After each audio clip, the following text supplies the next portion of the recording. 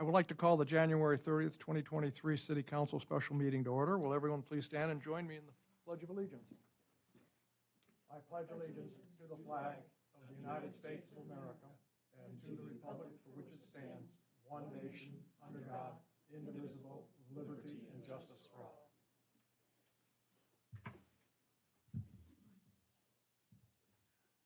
Will the clerk please call the roll? Carey? Present. Chilson? Present. Parker? Yes, I'm here. Hutchings? Here. Wackler?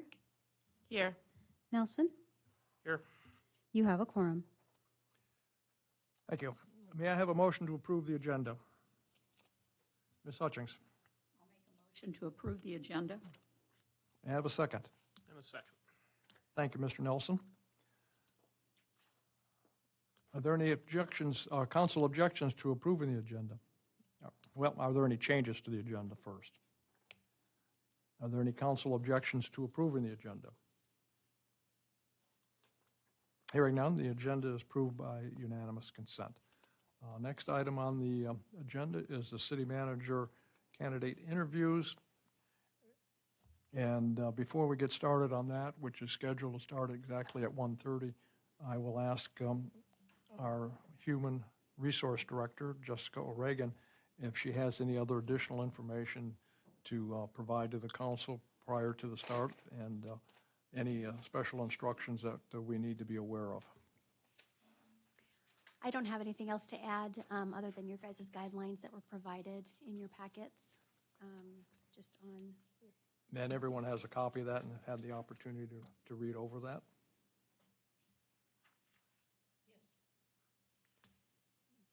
The council have any questions for Ms. O'Regan?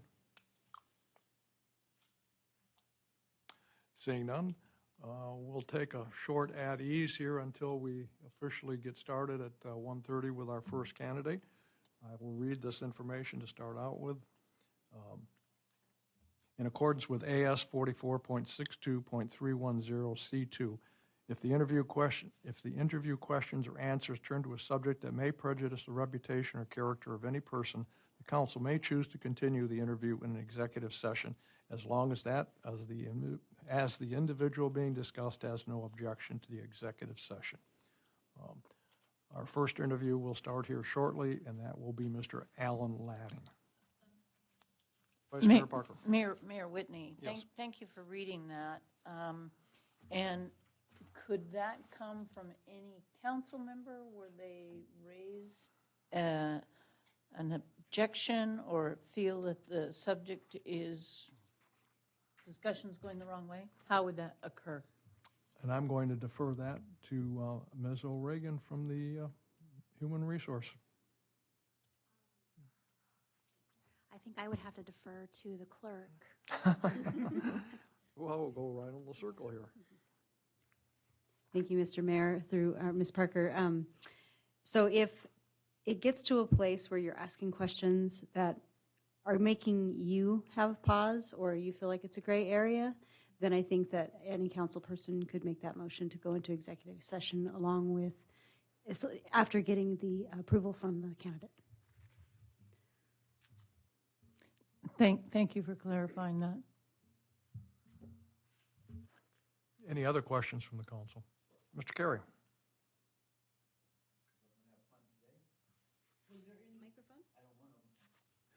Was there any particular criterion used for which council member would ask questions on which topic? None that I'm aware of. It was just a random choice. Random. Okay. Just wondering.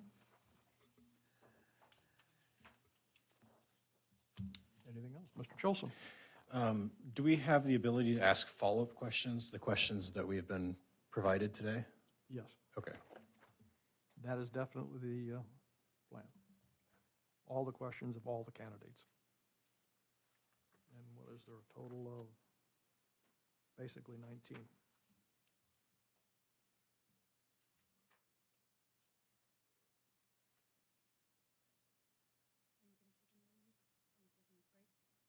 Yeah, we're just going to take an at ease. The first one would be Mr. Alan Lanning. Mr. Lanning, are you on the line?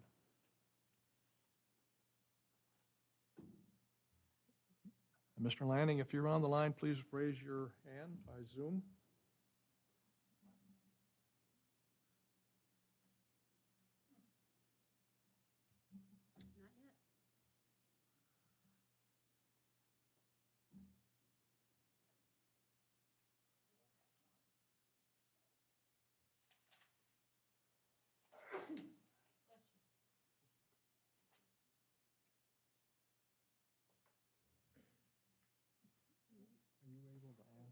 Oh, there we go. Mr. Lanning, are you on the line?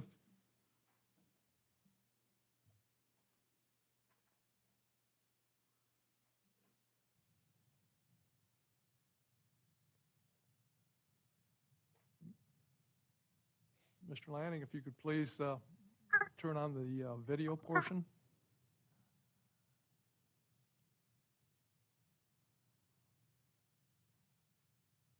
Are you there? Hello? Yes, Mr. Lanning? Yes. Yes, could you please turn on your video? Okay. Just a second. Okay.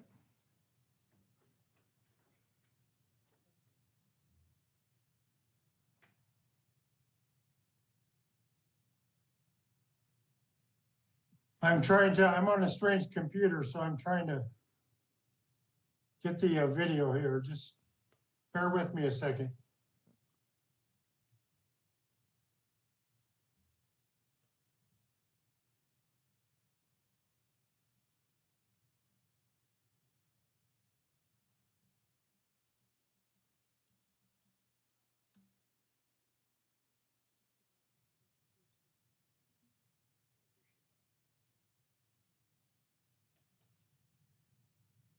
You can speak. Hello? Can you see me? No. Can you see me now? No. All right. I'm working on it here. Just this.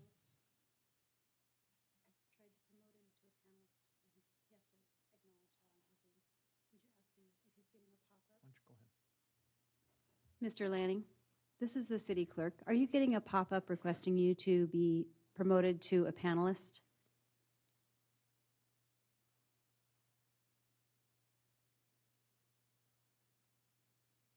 Another one. There it is. That might help with your video. There we go.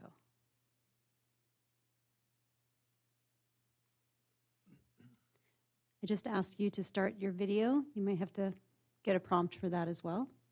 There we go. Thank There we you. go. Sorry for the technical difficulties. Okay, thank you very much. At this time, we'll do a little bit of introductions here. I am Mayor Paul Whitney, City of Soldotna. To my immediate left is our city clerk, Johnny Blankenship. And next to her is council members Jordan Chilson, Dan Nelson, and Linda Hutchings. To my immediate right is Vice Mayor Parker, Lisa Parker, council members David Carey, and council member Shara Wackler. And to her right is our Director of Human Resources, Jessica O'Regan, and we also have the media present here. The way we'll have this interview started is ask you to give us a little bit of your background and introduction, and then we'll go into the question portion, and each member of the council will have a number of questions to ask you. I spent the first part of my life in the private sector, probably doing things that are very useful to city management. Drove a truck, worked construction, managed a convenience store. I was a welder. I went to graduate school, and immediately after graduate school, while in graduate school, I worked at the Governmental Research Bureau as a research analyst doing a large-scale study, wrote my thesis on that, and then began my career at the state level for the state of Arizona. I did large-scale studies for the state of Arizona that one study had 2,500 subjects in it. And then I wrote detailed reports that the governor's office used for funding in the Joint Legislative Budget Committee for the state of Arizona. From there, I started my career in local government, working for Moffett County, Colorado as the county manager without the pay, the respect, or the title. And then took my first manager's job in Minturn, Colorado. And for the past 21 or 22 years, I've worked in various local government locations in various states, including Alaska. I'm currently, I had semi-retired in 2021. I just finished a major back surgery, and the work I was doing at a home and retail store, I'm unable to do that any longer. So I'm going to seek opportunities back in the public sector. And that's where Soldotna comes in. Okay, thank you. The first question will be from myself, and what attracts you to the city of Soldotna, and why do you feel you would be a good fit for our community and this position? Well, as you know, I worked in Cordova, and Alaska really became part of my thoughts. It has since 2016 when I started in Cordova. And I think I had a successful tenure there. And I'm very mindful of Soldotna in that it's a little bit larger, has access to Anchorage and other communities. And I really liked the riverfront project and the fact that you have quite a bit of tourism that comes into the community. I think those fit very well with me, and really relish a return to Alaska. Thank you. Vice Mayor Parker. Thank you, Mayor Whitney, and thank you, Mr. Lanning, for coming before us today. What do you see as the city's greatest asset? And of course, I will follow that with, what do you see as the city's greatest challenge? Well, I think your greatest asset is your access to the Kenai Peninsula and the Kenai River. I think that's what economic strength can be built on. It's always good to have an attraction for a community that you can use as a template or as an avenue to gain the kind of wealth creation in your community that you desire. Gives you exposure not only to your community, but you get additional interest in housing and all of the things that create wealth in your community. What's the, I think in terms of weaknesses or areas that you have to think a lot about are access, of course. Being in remote Alaska always has access issues. And in your case, you have both airport and highway access, which is a plus and only adds to your strength for tourism and that kind of desire for your community.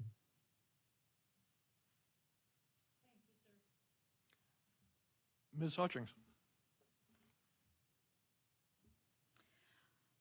Good afternoon, Mr. Lanning.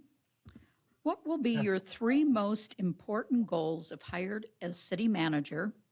And please include what you plan to accomplish in the first year of your job. Could you repeat that? That broke up a little bit on me and I didn't quite hear it. What will be your 3 most important goals if hired as city manager? And include what you plan to accomplish in that first year on the job.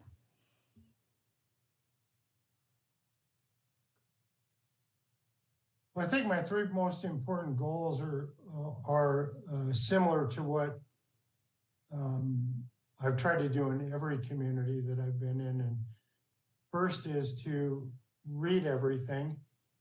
I think it's important to get a context of the community, both past and present and future. The second goal would be to get to know everyone, meeting with yourselves, stakeholders, staff, businesses, the entire community, to get to know people who have been in the community for a short period or a long period. And the third goal is to see everything. And that entails getting out of the office and visiting, of course, the water plant, the sewer plant, all of the systems that make the community work, so that when I speak to people or yourselves, I can speak with intelligence because I've actually seen those systems and understand how they work. My accomplishment during the first year would be to perfect my knowledge in all three of those areas so that I can speak intelligently about issues and people and systems.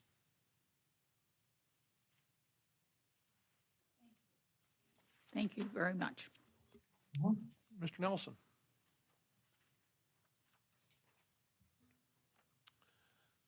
All right, Mr. Lanning, thank you for being here.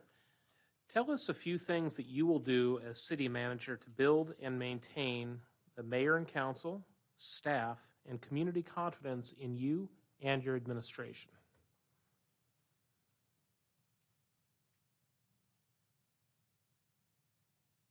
I think, as I just mentioned, understanding the systems, the background, the context, and the people involved will help me gain trust.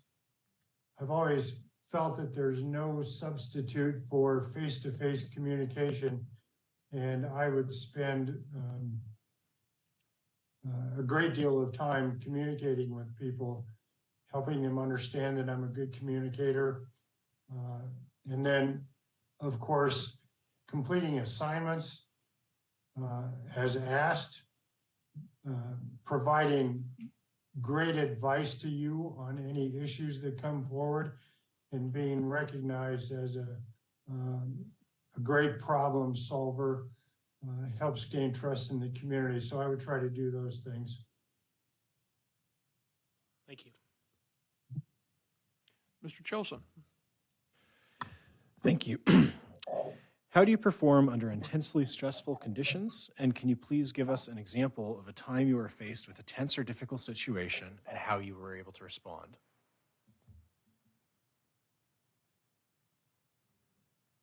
I work very hard to at least try to be the calmest person in the room on any given issue. I think under stress, you can mitigate stress a great deal by having great knowledge about whatever subject it is that you're trying to work through. I've been in a number of stressful situations, I think, in the past 21 years. One of the most stressful was while I was in Brookings, South Dakota. I had the opportunity to negotiate a lease with the Lowe's Home Improvement Center. The Economic Development Group had been trying to land a big box. And if you don't know about Brookings, they have the state's largest university. And they just went to Division I a few years ago, and the community was growing. They have 4 of the world's best manufacturers: Larson Doors and Windows, Rainbow Play Systems, Daktronics, which produces large digital signs for even NFL stadiums. One of the issues in Brookings was they were losing, they had a great deal of sales tax leakage. And that was going to communities that were both north and south of where they were located, about an hour each side. And they were trying to replace some of the old time big boxes that existed at the time, a Pomida store, as an example. After negotiating the agreement for the Lowe's Home Improvement Center, the agreement essentially provided a retail incentive to Lowe's to locate in Brookings, and that retail incentive was about $2.75 million. And that was because we purchased land from a private developer that could not otherwise develop that property. So that property was going to just sit there. So I negotiated the purchase of that land, and then the agreement with Lowe's, and we paid the retail incentive. Lowe's was located on the eastern side of town near Interstate 29. And of course, we had a large active downtown, which was about 3 miles away from that location. And of course, providing that retail incentive did not set well with many of the downtown merchants. And we had a number of meetings. We had over 30 meetings with stakeholders. We had several council work sessions regarding that. And the night of approval, the forces were aligned to speak against that project, and me in particular. I think what I brought to the table that evening was I listened a lot, for one thing, and the other one was that I had superior knowledge about the deal at hand and how that would benefit the community, pointing out that the debt on the retail incentive would be paid by the 2% sales tax that the city was allowed to collect on an annual basis. So essentially there was no cost to the community because of the sales tax.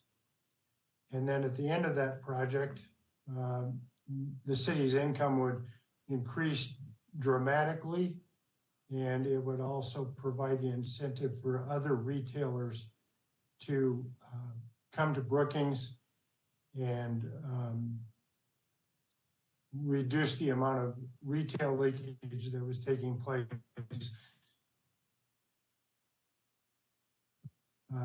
I think my listening and my superior knowledge were the keys to that meeting. And after that, the entire project went to a vote of the city, which was successful with the citizens of Brookings, and that project was developed.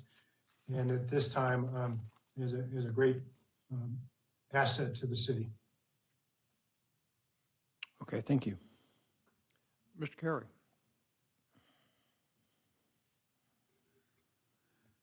Sir, thank you for being here. If you would, please, describe your leadership style. How do you motivate your employees and supervise in a way that fosters accountability and high performance? Well, I'll go back to a statement I made earlier about I don't think there's any substitute for communication. My management style is based upon communication. I spend time with department heads and staff on a daily basis. I don't just sit in the office and read papers and things like that. It's really my goal is to get out and see people working in their own environment, communicate virtually everything possible to staff at all levels so that they understand what the motivation is, what the goal is, and how their particular participation can be helpful to those goals. And so from a management perspective, I think I also try to give individual people from, the street plow person to the department heads, the freedom to take some risk. I believe that risk is inherent in everything we do, and that in order for local governments and workers to move forward, there's certain risks that have to be taken. For example, somebody at the street guy comes to you and says, we have this idea. Instead of dismissing that idea, there's a certain amount of exploration that goes into what they presented, talking with them, talking with their supervisors, talking with you, figuring out if that risk is worth it. And then allowing, if we go forward with that risk, then to allow that person to help develop that risk and move forward. And I think when people understand that they're part of the system and their voices are heard, then that creates a great deal of responsibility as well as desire to move forward as a community, and people are less disgruntled. They feel better about the work because it's not always based upon money. I've seen people that, you pay them the most money and they still don't improve their work product. The other thing is to regularly communicate performance to people, and that's sitting down with them and actually going through things. I like to sit in sometimes on evaluations the department managers do with their individual staff and listen to what's being communicated. And then if possible, if necessary, to help those, everybody who's evaluating somebody do a better job of that by communicating what is expected and anticipated of people and how they can better work within the system. Sometimes it requires moving people between departments. There's so many things that take place in that, and if you don't understand those people on a very intimate and individual basis, it's hard to do that. So I think that in a long way, without just a couple of words, that sort of embodies my management style. Thank you. And then of course, the evaluations are the accountability part, making sure that they evaluate appropriately, they give appropriate goals and objectives, and help people really feel part of the organization. Good answers. Thank you. Ms. Wackler? Have you reviewed the city's budget? And if so, what is your impression of our financial condition? Does anything stand out as odd or unusual in the budget that you would want to delve into further? Well, I did look at your budget.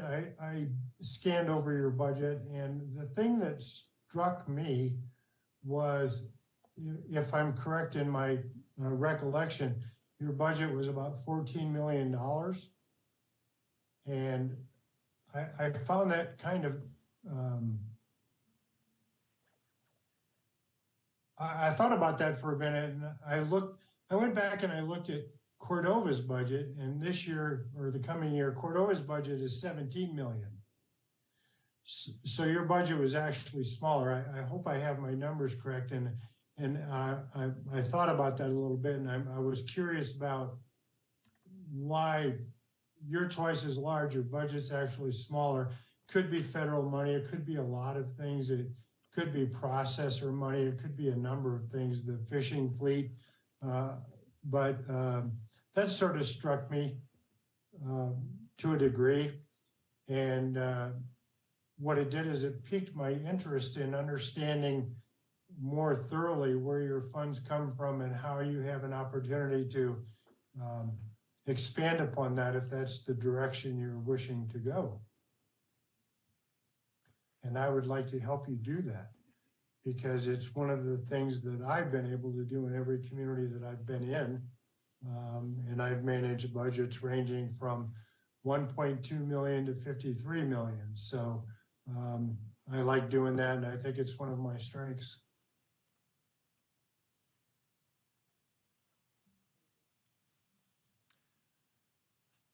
Describe how you view your role and responsibilities in relation to the mayor and council. How will you communicate with the body and with individual elected officials? Well, I view myself as your most trusted advisor. It's my job to make sure that you know everything there is that's going to help you make the right decisions to improve your community and the direction of your community. My job is to transfer all of the knowledge that I gain, as I mentioned before, being out and about, whether that's from stakeholders, community members, staff, businesses, back to you, everything I hear and everything I see. I'm also, I view my role as your premier problem solver. And my objective is to provide you with the details, not just relative to things that require decisions on your part, ordinances, resolutions, but to provide that information to you, whether we have a workshop, a work session, a strategic planning session, whatever those may be, to help you understand what the issues are, not only the systematic part of it, but the financial part of it, and perhaps the repercussions of those decisions, so that you can make the best decisions going forward. One of the things that I think is vitally important in a community is there's a definite lack of planning in communities, and many issues are sort of taken on the fly and based upon the input that perhaps you receive from a small group of individuals or businesses relative to that individual issue. I hope that my work will help put that all in context of the bigger picture of the benefits and perhaps pitfalls to the community going forward. And I think much of that can be achieved through a really thorough and comprehensive strategic planning session. And I think I would take on all of those roles to help you make the best decisions possible. Thank you. Vice Mayor Parker. Thank you, Mayor Whitney. What is your experience lobbying for municipal priorities at the state and federal level, Mr. Lanning? And in addition, what has been your experience working with a lobbyist?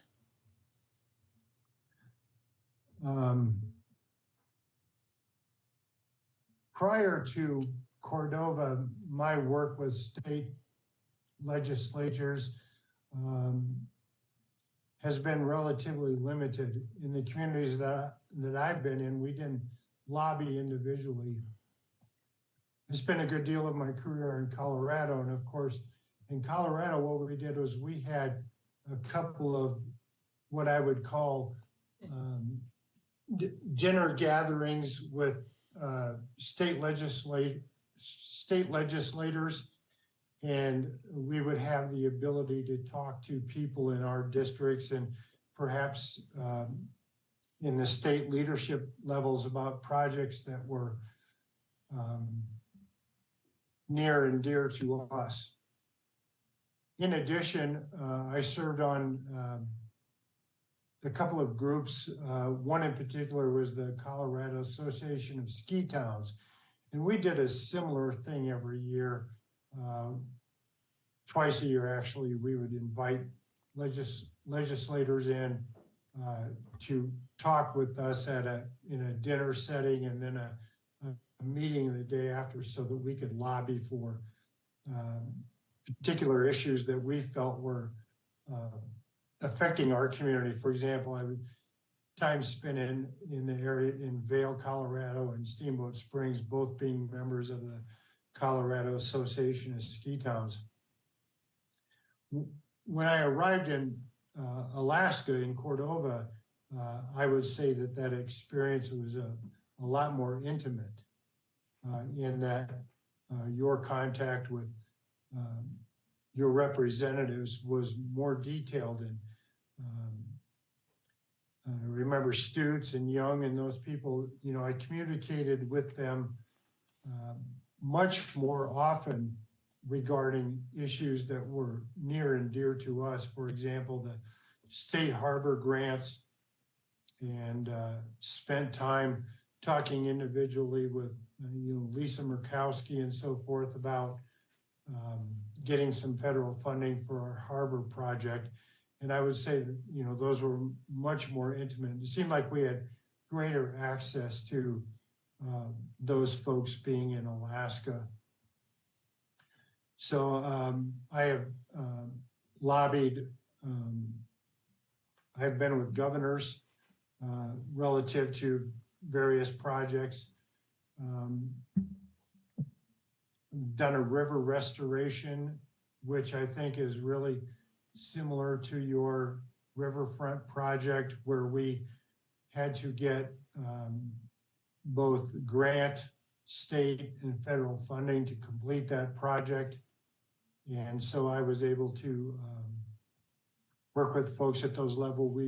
I've worked with the Forest Service relative to fire danger and how to mitigate fire dangers in our communities and to our individual residents who lived rurally in the mountains.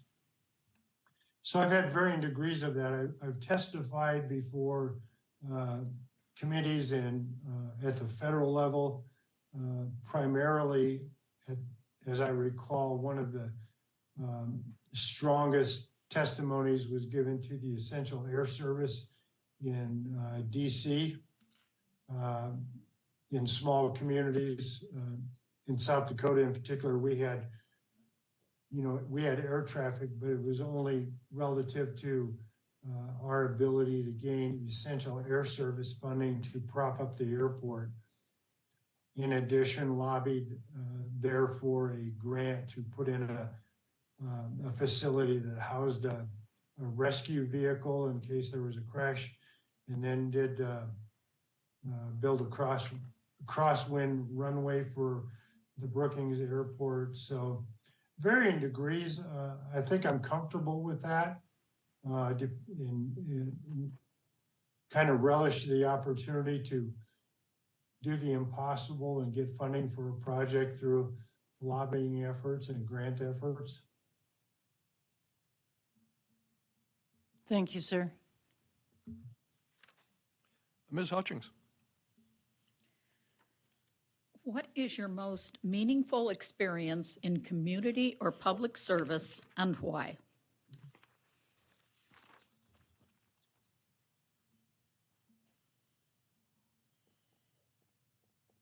In my first position as a town manager, I arrived in a small town next door to Vail, Colorado. And of course, Vail is a very wealthy community. I always said they had more money than sense. And it was really interesting because the community I arrived in, I called my wife the second week and said, "Hon, I don't think I'm going to get paid because the city doesn't have enough money to write the payroll." And fortunately, we made a couple of moves and we made payroll. And at the end of a 6-year tenure there, I had helped the council completely rebuild that community into a thriving, sort of off the beaten path community. The real estate values had tremendously improved. We, during my time there, developed a plan to rebuild the town hall. We were working out of a small construction trailer, GE Capital construction trailer, because we had no town hall.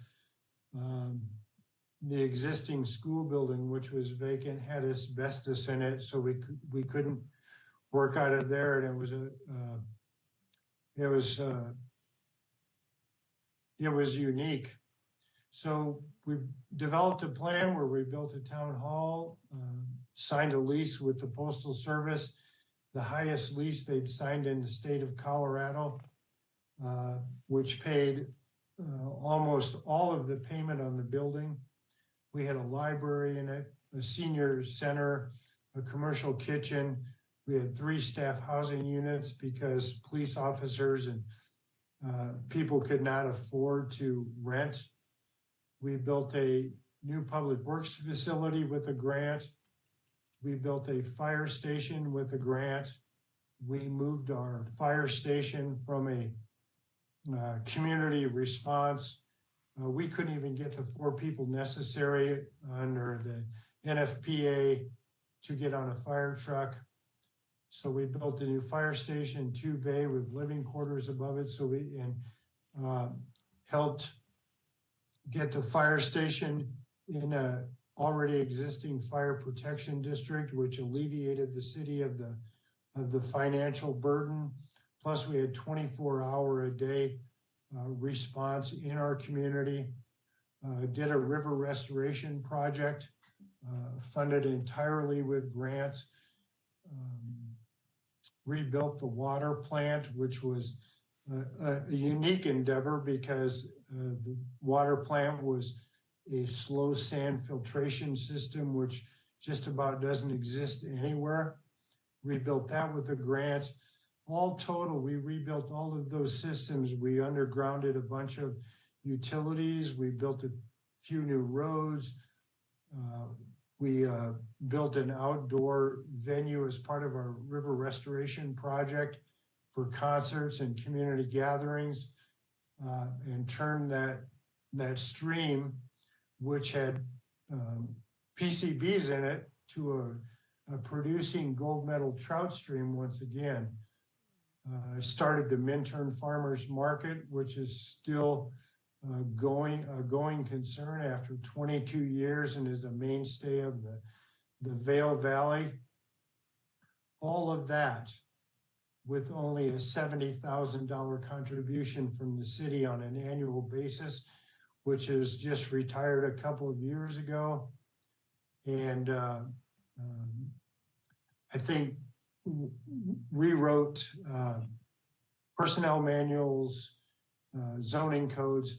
And I think so, I'm most proud of that for the entire body of work that existed in a situation that seemed virtually impossible.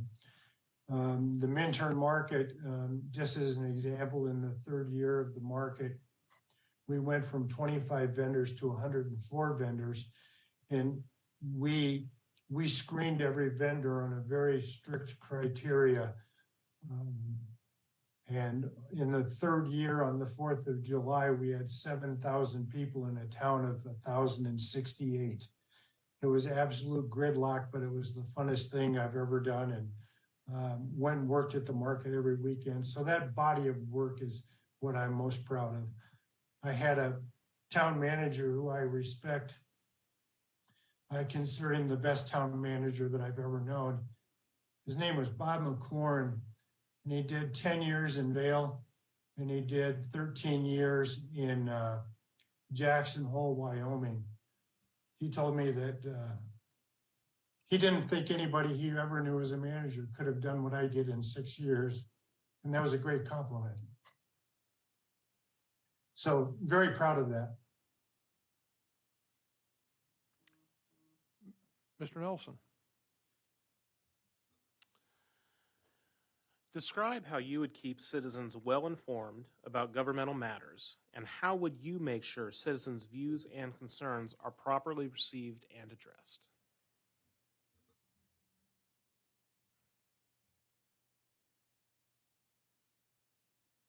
Every time I speak to a citizen, I try to portray to them that I am hearing their concerns or their ideas, and I'm very concerned about making sure that their needs are met and their issues are resolved. while I was in Cordova, I did 4 times a year, each quarter, I would do, well, let me backtrack just a bit. During this, I went through a self-performed strategic planning session with the council. It was 10 two-hour sessions in Cordova to develop the strategic plan while I was there. It also had in it the first 2 years, the work plan, the things that we were going to pursue. So that document was available to the public in Cordova. In addition, they were invited to the public sessions where the council and I went through the strategic planning. And so they were able to listen to the things that were contemplated and arrived at during those sessions.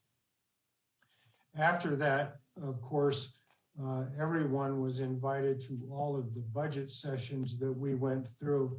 And then on a quarterly basis, I would have, guess what I call an update session on the budget. And I don't know if you've ever been there, but the Cordova Center in Cordova was a $30 million facility that had quite a theater in it where we would have public sessions of various sorts and, you know, concerts and the whole works.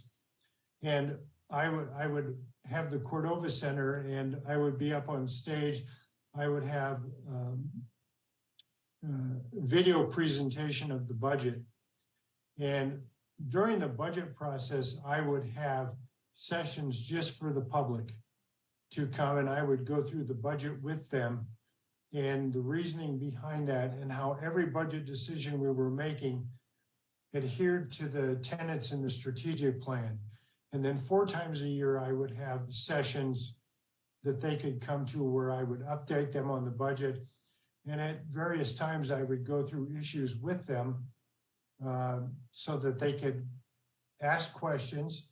And then those sessions always had a Q&A part to it.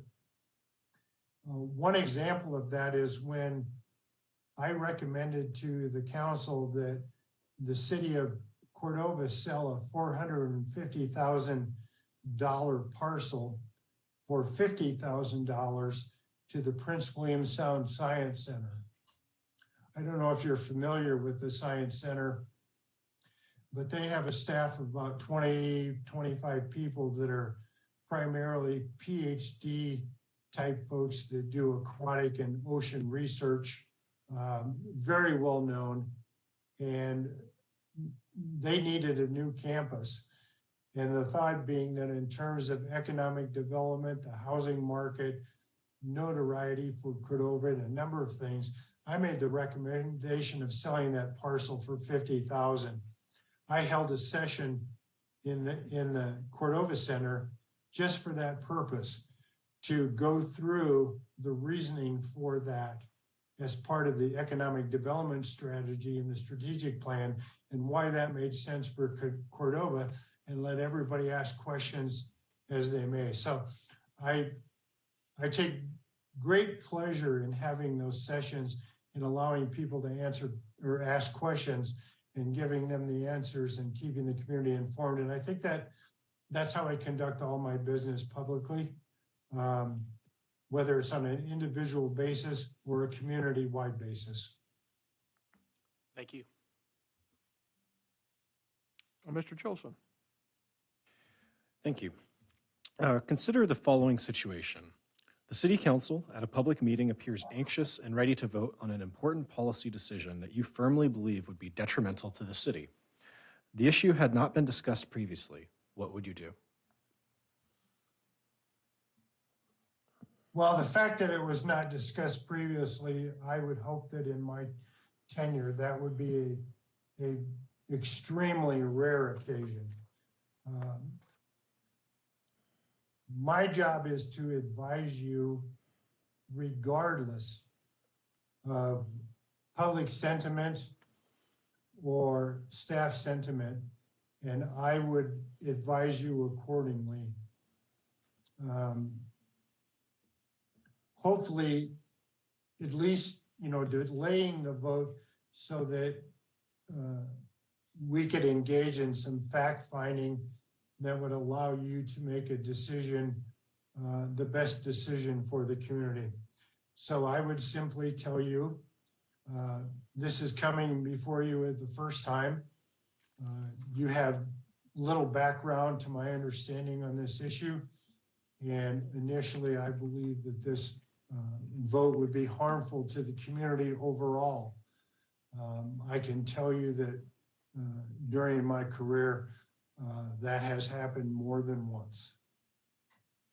Okay, thank you. Mr. Carey. Thank you. If you would, sir, please describe your experience with collective bargaining and tell us about the most effective ways to work with employee unions. The last collective bargaining, I've had a couple of places. Many of the places I've worked are non-union. I'll use Cordova as my example. During my tenure there, the collective bargaining agreement came due in 17 or 18, 17, I think. And I didn't feel that I had enough background at that time to engage in a conversation with the bargaining unit. So I asked for a 1-year extension, which was granted with no changes. And then in the following year, I engaged in a full-scale negotiation with them regarding their contract. I did that negotiation myself with the HR director. And at that particular time, I felt it was important to really work toward keeping our staff happy and in place. We were starting to feel the effects of losing some very talented people, whether it be by retirement or moving to other positions or moving out of the area. And in my conversations with individuals throughout my tenure there, one of the things that they talked about repeatedly was, of course, salary, which is always an issue. But there were other issues at hand, which were leave issues and our medical insurance, as you probably know, is a difficult issue in Alaska in particular. It's very expensive. In smaller communities, you don't often have the medical facilities, so people have to travel to other places. During my time there, we were able to maintain and actually improve our medical insurance and not increase our premiums over the course of the 3 years that I was there. So I engaged in that negotiation myself, presented a new bargaining agreement to the council, which was approved, and they're actually renegotiated a new one last year. So I was pretty happy with the direction that it took. And I think it was while it did cost the city some additional funding, I think it was well worth it. And, looking at the staff directory there, all the people that were there when I was there are still there. So I consider that a victory. Thank you. Ms. Wackler. Can you describe for us a very difficult performance issue you've had to deal with? What made it difficult and how did you handle it? You mean for myself or for staff, or do you have a particular portion you're looking at? Staff in particular.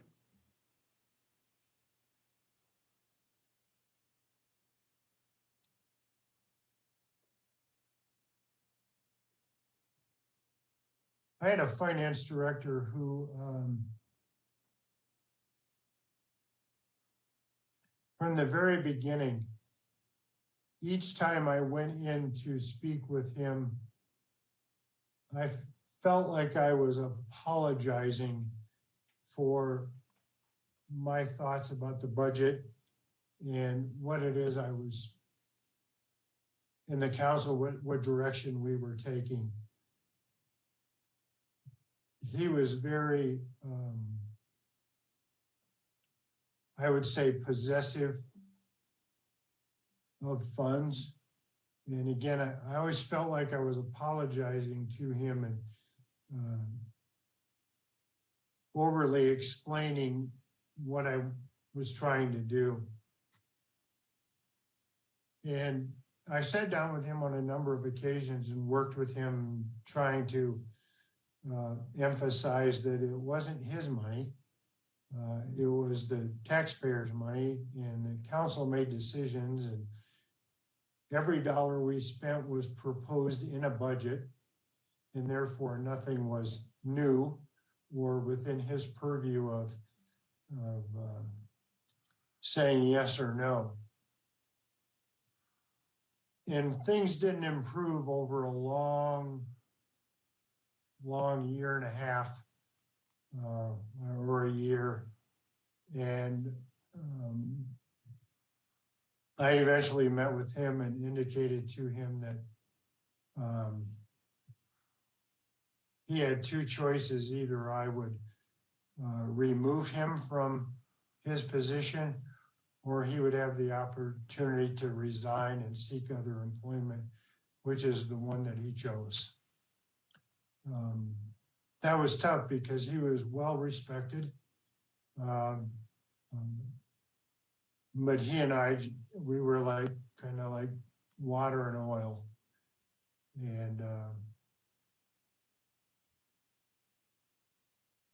I think that was a good decision for the city. I think the other thing that influenced me in particular in his case was after council meetings, several council members would meet at the local watering hole, and he would attend those after meeting and sessions or get-togethers. And I indicated to him that that was not something that I thought was appropriate. He said it's after hours, I could do with what I want. And I said, granted, but we were unable to resolve those issues between us. And so that's how it ended up. Thank you. Undoubtedly, there are going to be conflicts. What is your approach to managing conflict resolution?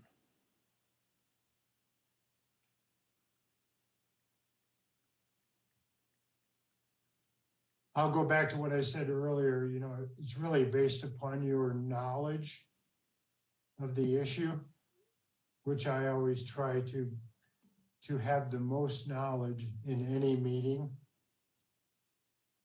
An understanding of the people that are involved or the businesses or systems involved, listening to what they have to say and trying to propose something that everybody can live with. I would say that's the good side of conflict resolution, is listening and having knowledge.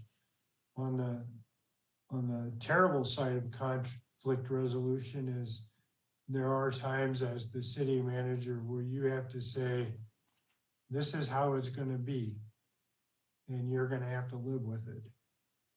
And sometimes that doesn't sit well with everybody, but that's my responsibility to the community and to you as your problem solver. Thank you. Vice Mayor Parker. Thank you, Mayor Whitney. Mr. Lanning, as you probably are aware, all of the candidates interviewing for this important position are qualified. Why are you the best fit for this position?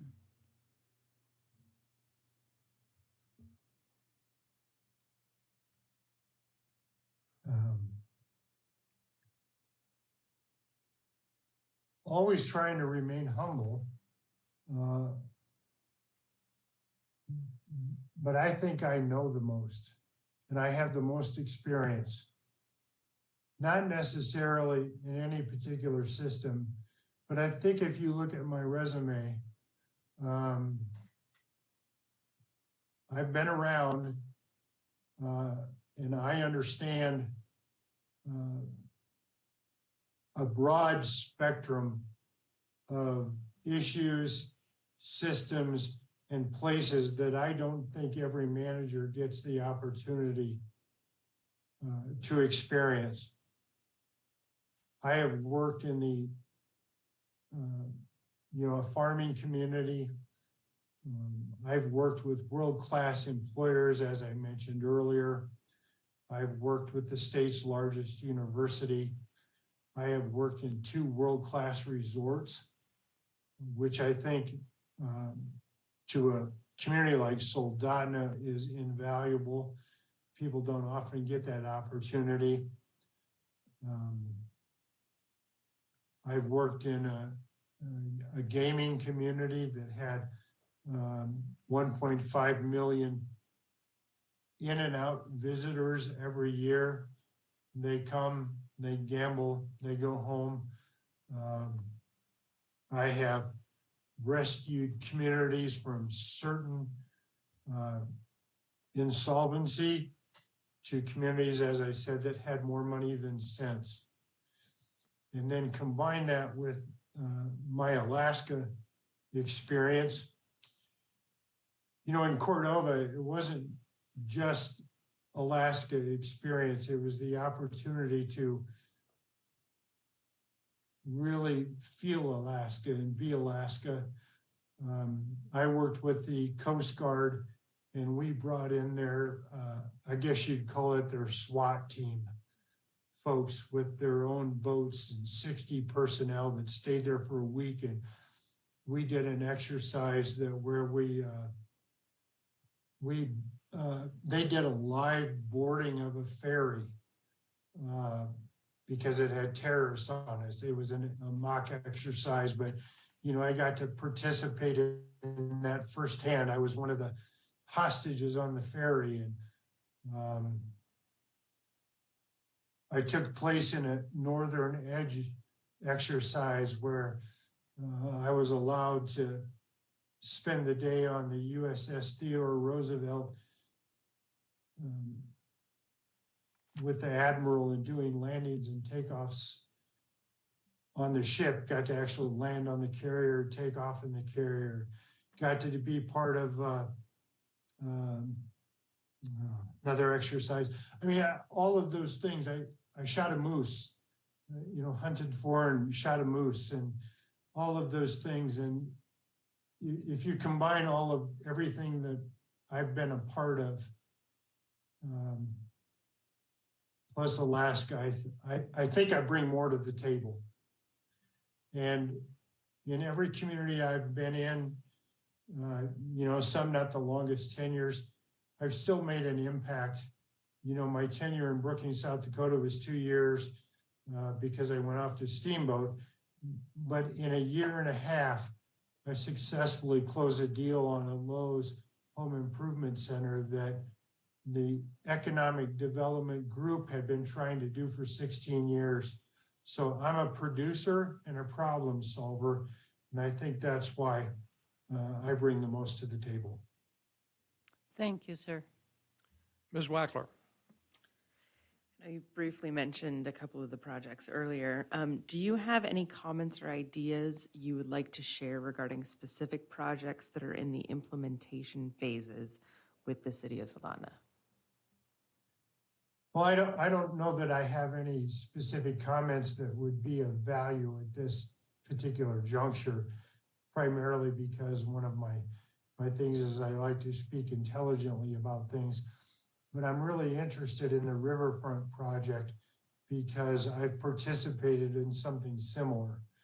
And I see the value in that, in creating that space in Soldotna that is an attractive space not only for the people who live there, but for potential tourism upgrades to your community, producing sales tax and money in the coffers of businesses and real estate and all of those things. And I would sure like the opportunity to be able to participate in the rest of that process. Thank you. Ms. Hutchings? Is there anywhere else that we did not ask you about that you would like to add to this?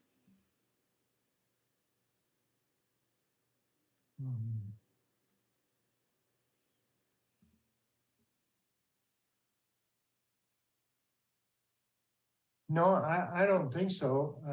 I think you've asked me, it's not, I don't think it's important what I think you should ask. I think it's important that you ask what you think is important and give me the opportunity to respond to those things. Thank you. And last, do you have any questions for us? I know you have the Riverfront project, in process, slated to sort of kick in and at the end of the year, but I'd like to hear, that's a project, but what do you think is your most pressing need in Soldotna? What do you think needs the most attention? And I realize that answer may vary. Would anyone like to answer that?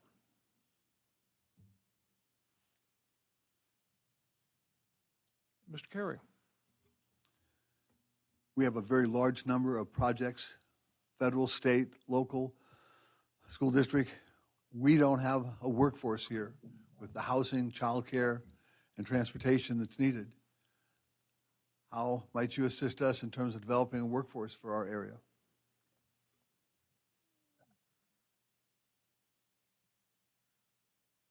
Housing is obviously a critical need.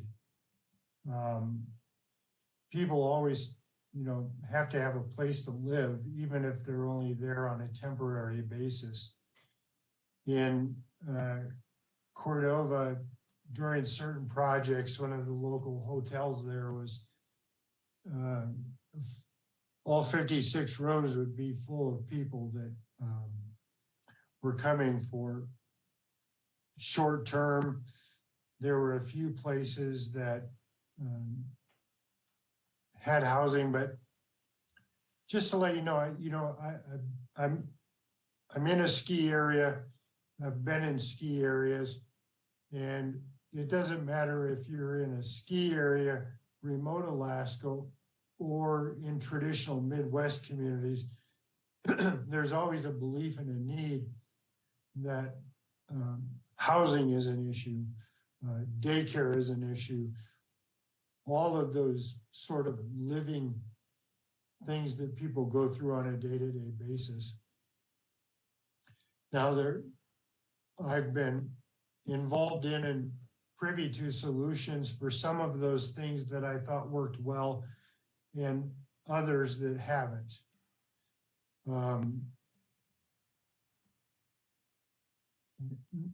For example, daycare has been an issue that has not been resolved well, regardless of the amount of money that a community has. Steamboat Springs right now is building a brand new city paid for daycare facility for working parents that work on the mountain and so forth and in the community. And that's yet to be determined how well that's going to turn out. Housing has a broader, I think, exploration and database of possibilities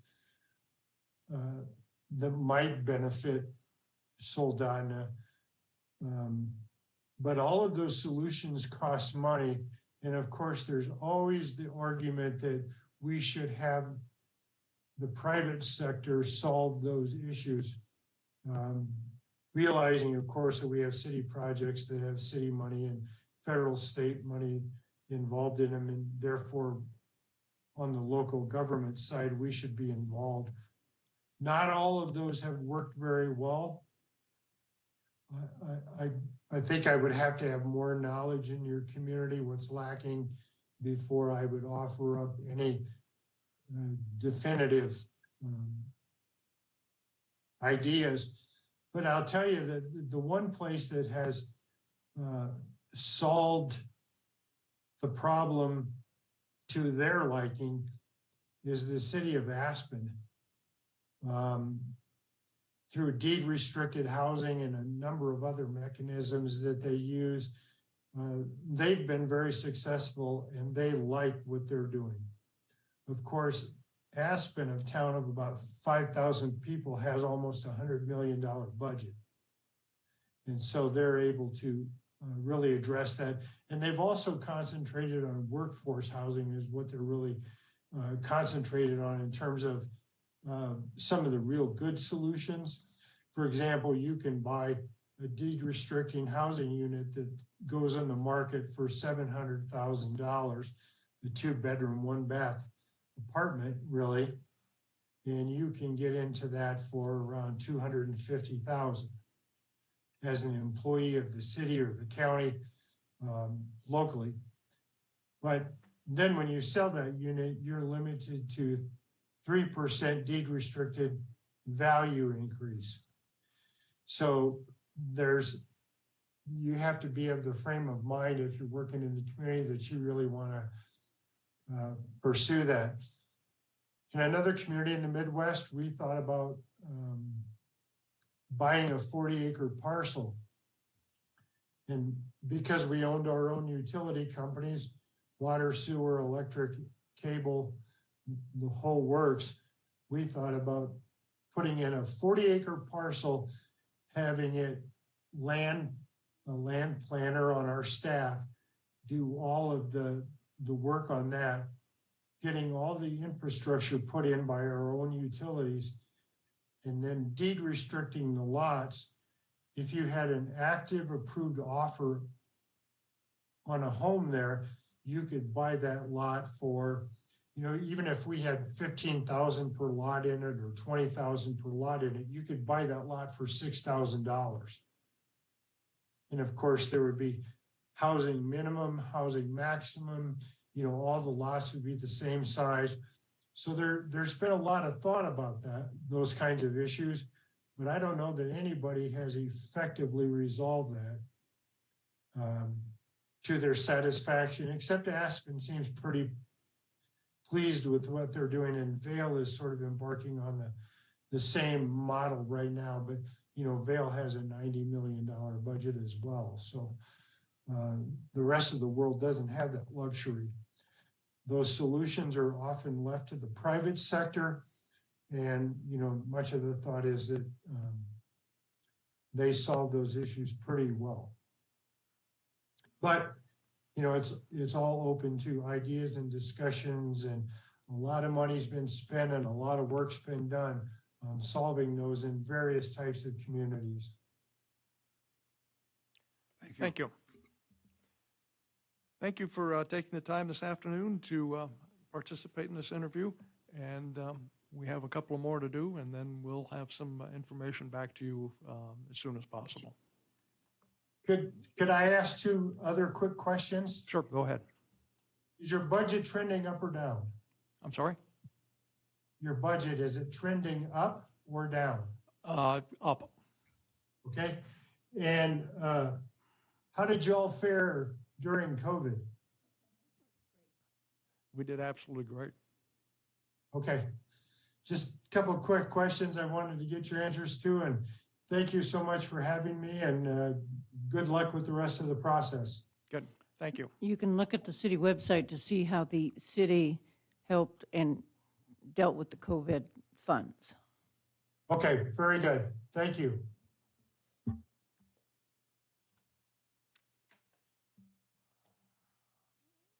ready?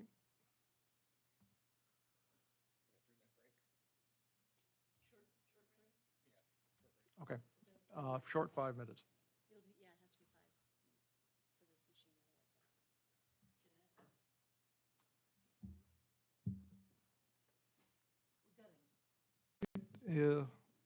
is Jeanette Bauer. There you are. Good afternoon. Some introductions here. I'm Paul Whitney, Mayor of the city.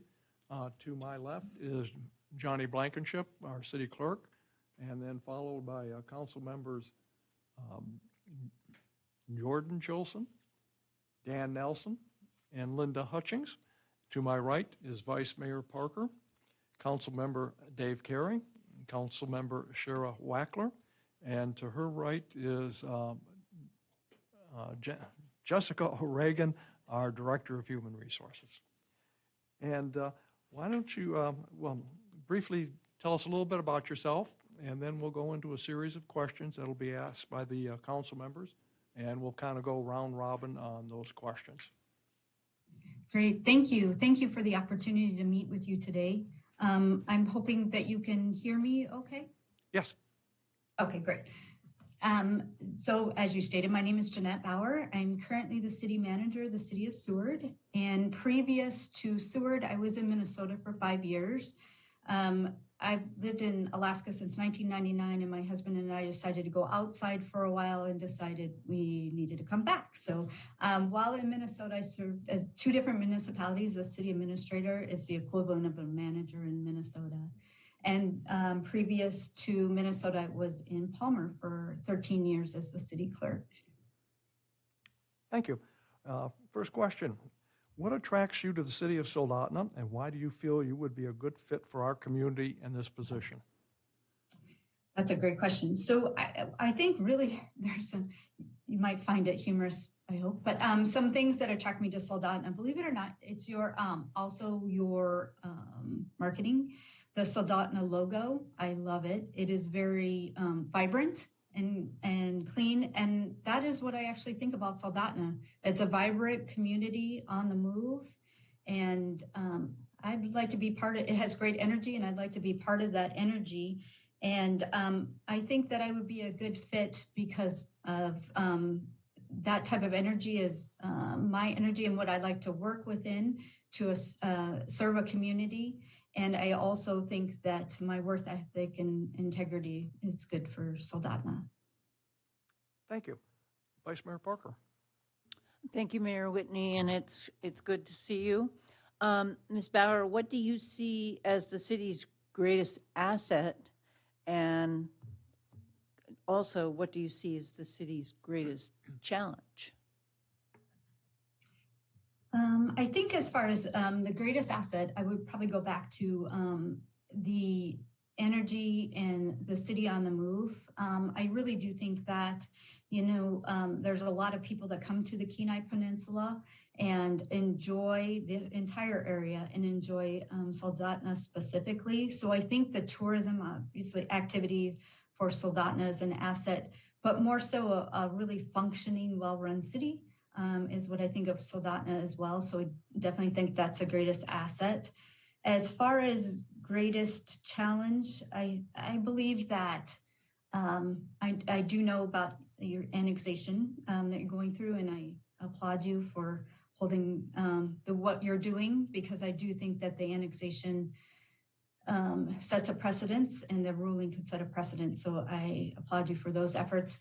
So that is a challenge, but also I do believe that workforce is going to be an issue as projects start coming forward through the infrastructure bill, and as the projects come forward, there will be a shortage of workforce issues. Those issues will come up and arise, and I think that can be a challenge. Thank you so very much. Ms. Hutchings. Good afternoon. What will your 3 most important goals if hired as a city manager? And please include what you would do to accomplish them in your first year on the job. Okay, writing it down. I think my number 1 goal would be get to know the community more. In Seward on the Kenai Soldotna area. But however, I'd like to know the community more, to really dig in and know the needs of the community. So that'd be one of my first goals, is to know the city, the inner workings of the city, the budget, et cetera, and all of the activities, the projects going on, to dig in, to get to know them more. And then also then get to know the community more, and obviously the council, mayor and council, and the community more, to really get to know the community needs and the city needs. On the outside looking in, it's sometimes hard to determine that. I know that in my role, some of the things that that I have going on in Seward are not public issues. So, you can read minutes and everything else like that, but there's always more going on in a city.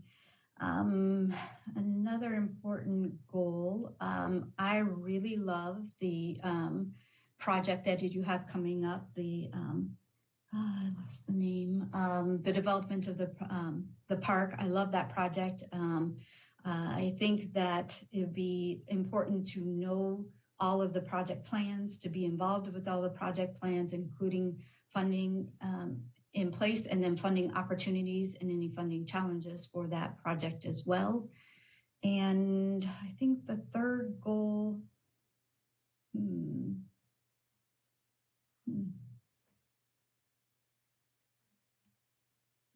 kind of goes back to the first, which would be, again, to know the community, to attend community functions and get to know the community well, so that way to see how the city can serve the community.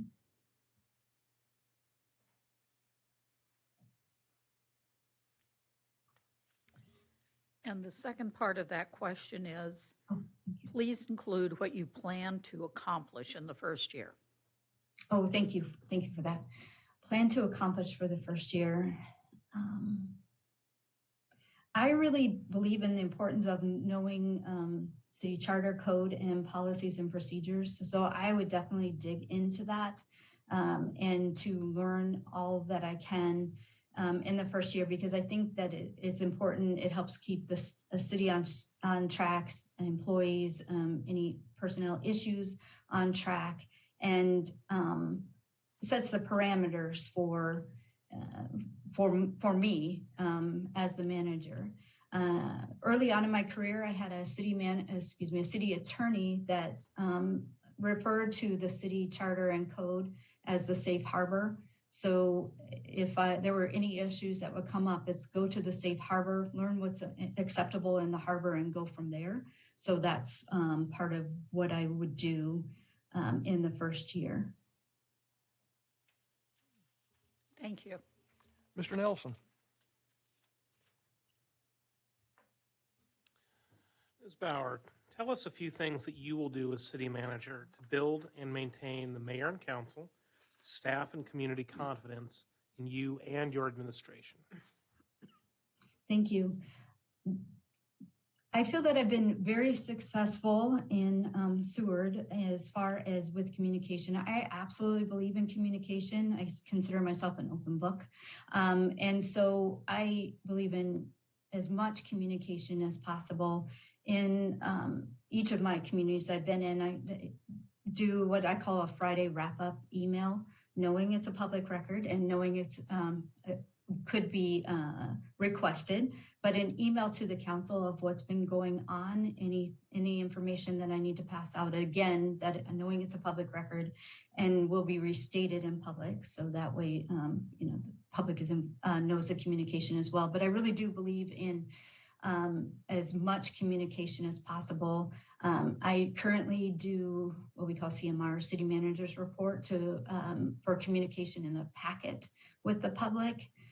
We have conducted, and we plan on doing more, what we call community conversations, and we did that in conjunction with the radio in Homer, and that was very effective for getting a message out. We're currently there's a ballot question regarding sale of our electric utility, and the plan is for community conversations, for editorial pieces and all of that type of communication. So I definitely believe in the communication and keeping the council, the mayor and council informed of issues that are happening, and as well as the public. Thank you. Mr. Chilson. How do you perform under How do you perform under intensely stressful conditions? And can you please give us an example of a time you were faced with a tense or difficult situation and how you responded to it? So I think that there are many opportunities for city managers for intensely stressful situations. And for me, it is continue going. You know, for me, it feels like the great big elephant in the room, and I can get overwhelmed, but it's take a step back. And, you know, as I say, one bite of the elephant at a time, but really, okay, what's the next step? Say that's, it involves, you know, a personnel issue. What's the next step that needs to be completed? For a project that can get overwhelming, what is the next step that needs to be completed? Just focus on the next step as well as the end goal, identifying the end goal, and then the steps to get in them. I also, you know, take a deep breath and try to gain perspective, because sometimes it can be so overwhelming, you get stuck and can't move forward. So I allow myself to take that break and then step forward and complete the next steps. And that's also when I go back to my safe harbor to read what can be done, what, you know, can't be done, and continue from there. Okay, and the second part of that question is, can you please give us an example of a time you were faced with a tense or difficult situation and how you responded to it? Thank you. One situation was the Low Point landslide this summer, and that was extremely stressful.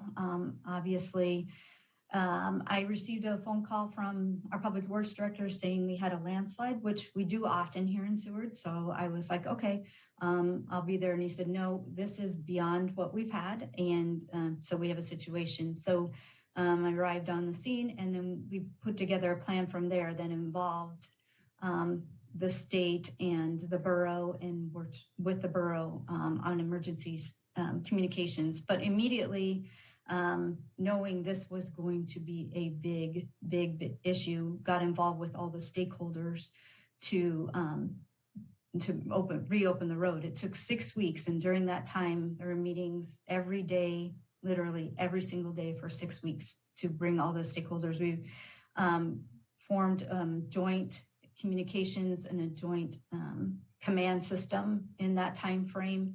And part of the, you know, as always, the stress is public. So absolutely pushing out communications to the public and meeting with the Low Point community, going out to the Low Point community to meet with them, even though they're not in the city limits. However, they were affected by a landslide that did occur in the city limits. It was a stressful time, but looking back, I know that me and my team did everything we could to push out the communications and to get a plan in place to get the landslide removed and to restore operations to the Low Point community. Okay, thank you. Mr. Carey. Thank you, ma'am. If you would you describe your leadership style? And how do you motivate your employees and supervise in ways that foster accountability and high performance? Thank you. I think my leadership style is, well, I'm actually, I would call myself a pretty laid back person. I like to guide and to teach and to speak with the employees. I like to learn about the employee and what motivates them. Not every person is the same. Some people are motivated by financial interests and some by the job itself. And so I like to really communicate with the employees. But again, my leadership style is that to be very collaborative and communicative with the employees. And I like to motivate in which way they will be motivated. As far as supervision, like I said, I have a laid back style, but I understand my role as a supervisor and do what I need to do for supervisory. I have 13 direct reports here in Seward, and then of course, then the rest of the staff. So I provide supervision and through our policies, procedures, code, charter, and the language that it provides within those parameters. And I do believe in communication. If an issue comes up, we talk about it. And so that way we can resolve it before it gets out of hand. Thank you. Ms. Wackler. Have you reviewed the city's budget? And if so, what is your impression of our financial condition? Does anything stand out as odd or unusual in the budget or that you would want to delve into further? I have reviewed the budget, and it's nice to see that it's in a really easy to read format, and that was very much appreciated while reading it. I paid particular attention to the sales tax, and then I noticed that one thing that I thought of that, well, Soldotna is a year-round community, I would refer it to, but also a tourist community. There's no income being derived from the bed tax possibility. So I would want to discuss that with the council and to see if that's an option that would be available to for funds. As far as the rest of the budget, I found it to be quote unquote a normal budget for a municipality and the activities that are happening within the municipality. But that was one thing that jumped out at me. Thank you. Describe how you view your role and responsibility in relation to the mayor and council. How will you communicate with the body and with individual elected officials? As I stated earlier, I do what I call the Friday email, the Friday wrap-up email to all council members. I also include the clerk in that so that there's the public record. So that's being communicated to all council members. I also set up where I meet with each council member once a month. And of course, more often if a council member desires it. We usually will go have coffee or something in a more casual setting to get to know the council member. And but as far as how I view my role, the council sets the policy, and it is my duty to carry out that policy and the directives of the council. And I do believe that once those directives are set by the council, those are my marching orders, and I continue forward with them and with the staff to complete those, the marching orders. I understand I'm responsible for the day-to-day responsibilities for the city and understand those responsibilities. Thank you. Vice Mayor Parker. Thank you, Mayor Whitney. Can you tell us about your experience lobbying for municipal priorities at the state and federal level? And also, in addition, what's been your experience working with a lobbyist? Last week, I was in Juneau with our a team, the mayor and 2 council members, and our lobbying firm. We use Confluence, but anyway, lobbying firm with them and meeting with our legislators. And then the city of Seward adopts legislative priorities. Some of those are not just with our legislators, but with other legislators.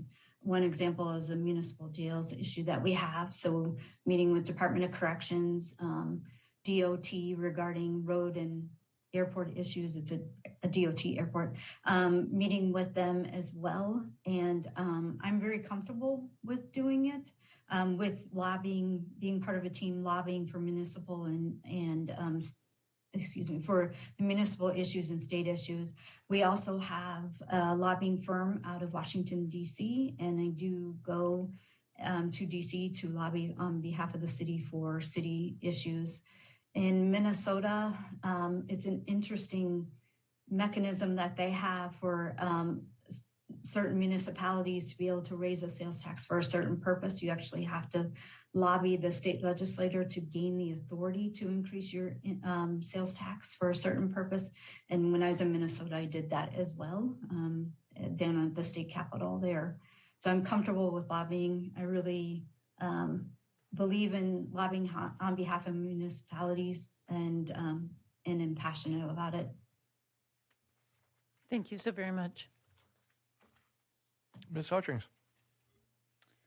What is your most meaningful experience in community or public service, and why? That is a good question. I think for me, the most meaningful thing, and I'm trying to come up with an example, and I may end up back at Low Point, but is putting together what is what's needed in the community,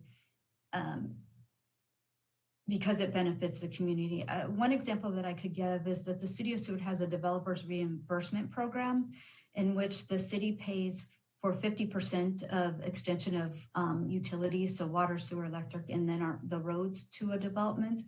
Seward is in a housing crisis, and through this developer reimbursement program, we've been able to, we have a new 70 plus housing units coming on, a subdivision here in Seward. So putting together that program and then walking it out with developers for the betterment of the community. For us, water sewer expansion is very costly, as it is for most communities, and we have a really big need for it. So being able to have this public-private partnership is really needed in our community. So putting together that program, and then programs that and any other activities that benefit the community. That is my most satisfying thing that I like to do as city managers. Working together as a team, the council obviously adopted the program and appropriated the 50% funds for it. So bringing that to the council and then having it be a successful program, the developers will break ground as soon as possible. So it's been a really big success. Thank you. Mr. Nelson? Describe how you would keep citizens well-informed about governmental matters, and how would you make sure citizens' views and concerns are properly received and addressed? I would use any mechanism I could to keep citizens well-informed, and I do mean that: radio, newspaper. Here in Seward, a lot of communication is Facebook, because it's a very Facebook-heavy community. So we put out information through Facebook because it works here. Other communities, there will be another media. So I would have to discover which media would work best for the citizens. And I know that not one media covers everything, but I would put out as much information as possible through the media, the best media forms.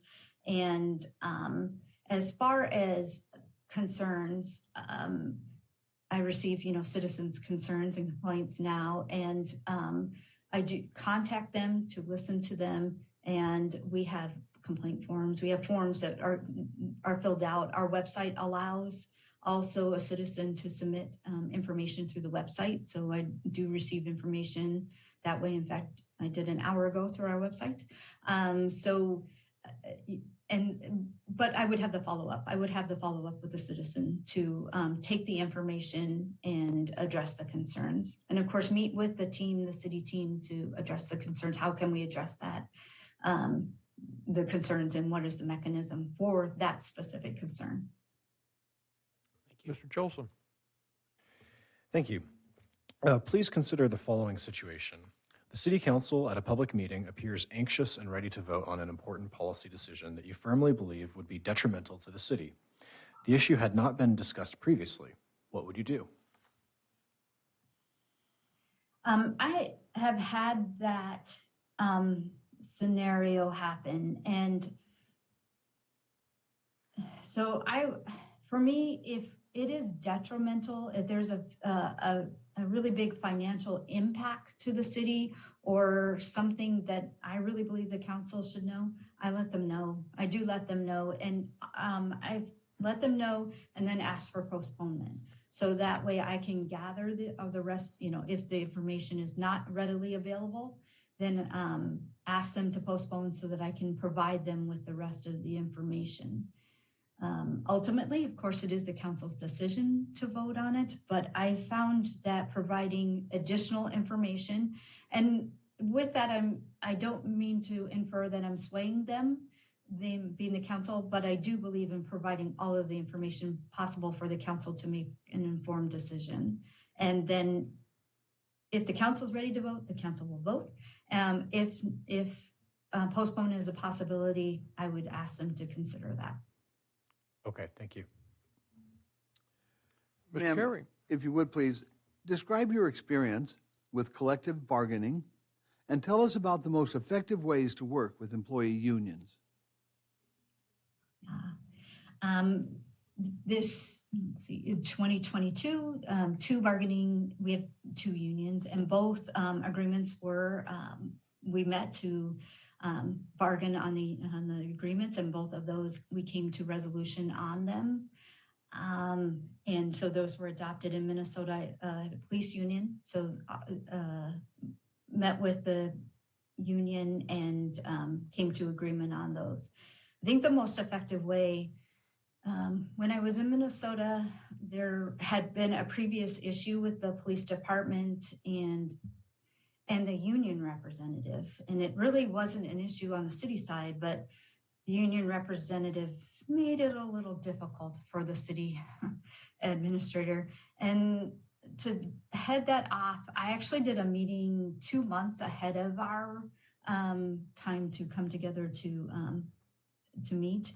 And I met with her and then the city representative just to talk about what is it that has been an issue and how can I, address that issue and what can we do to make this a smoother process. And the union rep said that no one had ever asked her those questions. So after, asking her those questions, when we came together to meet, we were able to wrap it up in an afternoon, which had never been done before. And I truly believe that was just the communication with the union and letting them know that we wanted to come to some agreement that would be best for both parties. So each time reaching out to the union has been very successful prior to us coming together to meet. Excellent, thank you. Ms. Wackler? Can you describe for us a very difficult performance issue you've had to deal with? What made it difficult and how did you handle it? Performance issue with an employee? Yes, actually, staff. Okay.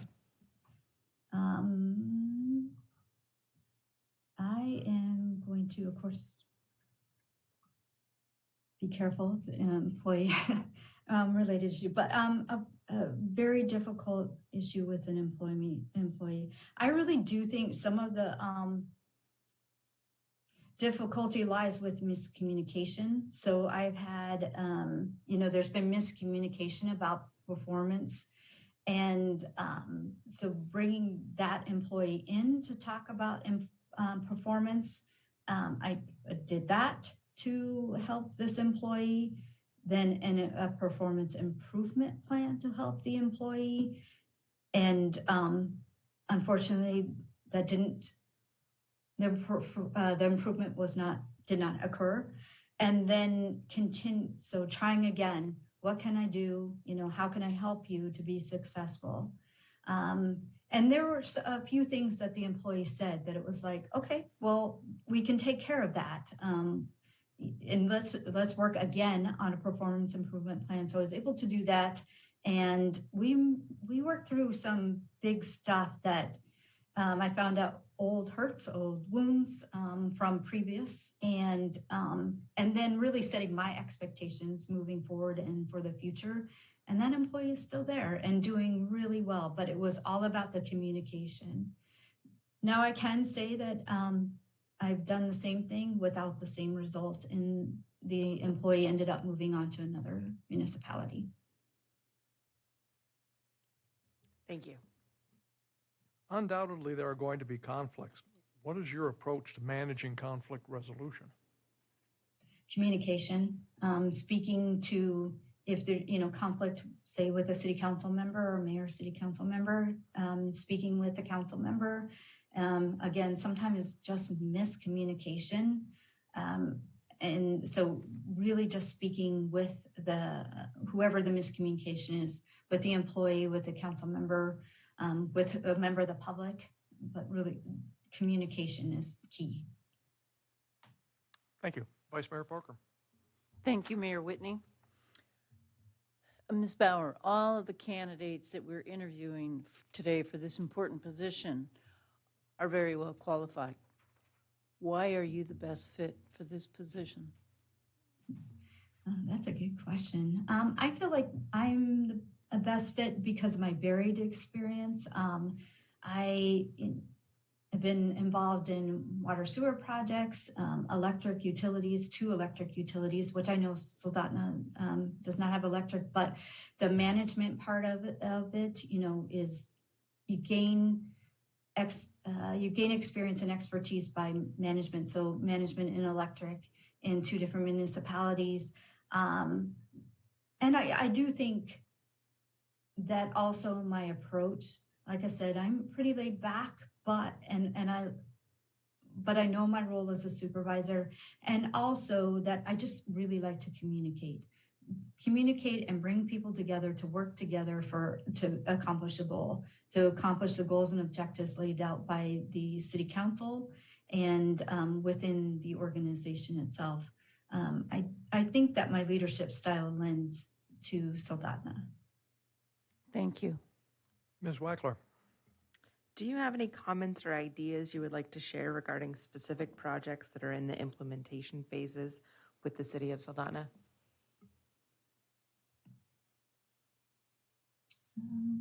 I think I just really, like I stated earlier, and I'm not just saying it because I'm interviewing, and even if you choose to not hear me, my comments still stand. I would say that I've always admired Soldotna for forward thinking, and also for the state of the community. It's a nice community. It is a well-respected community.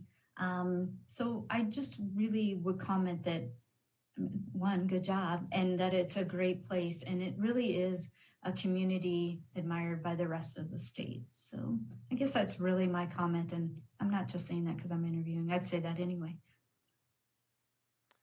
Ms. Hutchings.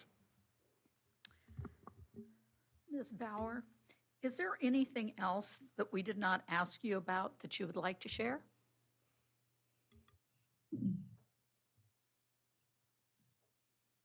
I think, I know that I answered the supplemental questions, but probably about project experience. And so I know that you have that, so I won't go too far on it, but I just would say that I have been involved in quite a few projects.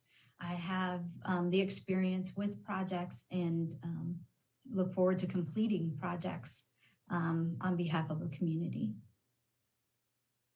Thank you. Do you have any questions for us? I think my only question would be about the process moving forward. What are the next steps? The next step is after the interviews today, the council will make a decision on finalists, and the hope is that within a very short period of time, finalists could be brought to Soldotna for a visit, in-person interview, and familiarization. So hopefully that will happen fairly quickly. Great, thank you. Thank you. It's been a pleasure talking with you. Thank you. Have a good afternoon.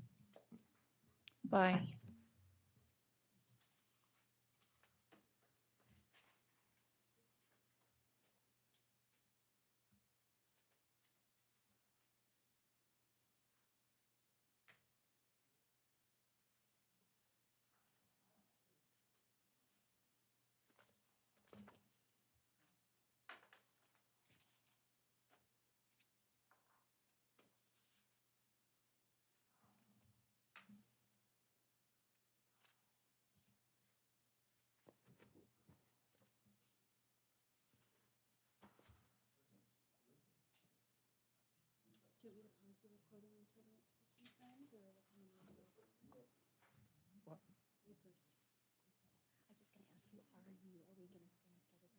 3:30, or do you want me to see if he can join a little earlier?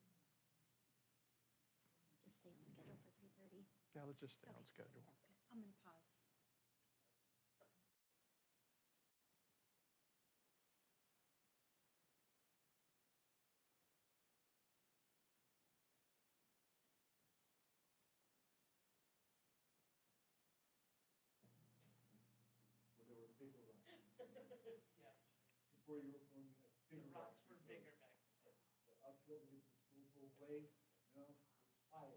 And the wind always blew in your face. 7 feet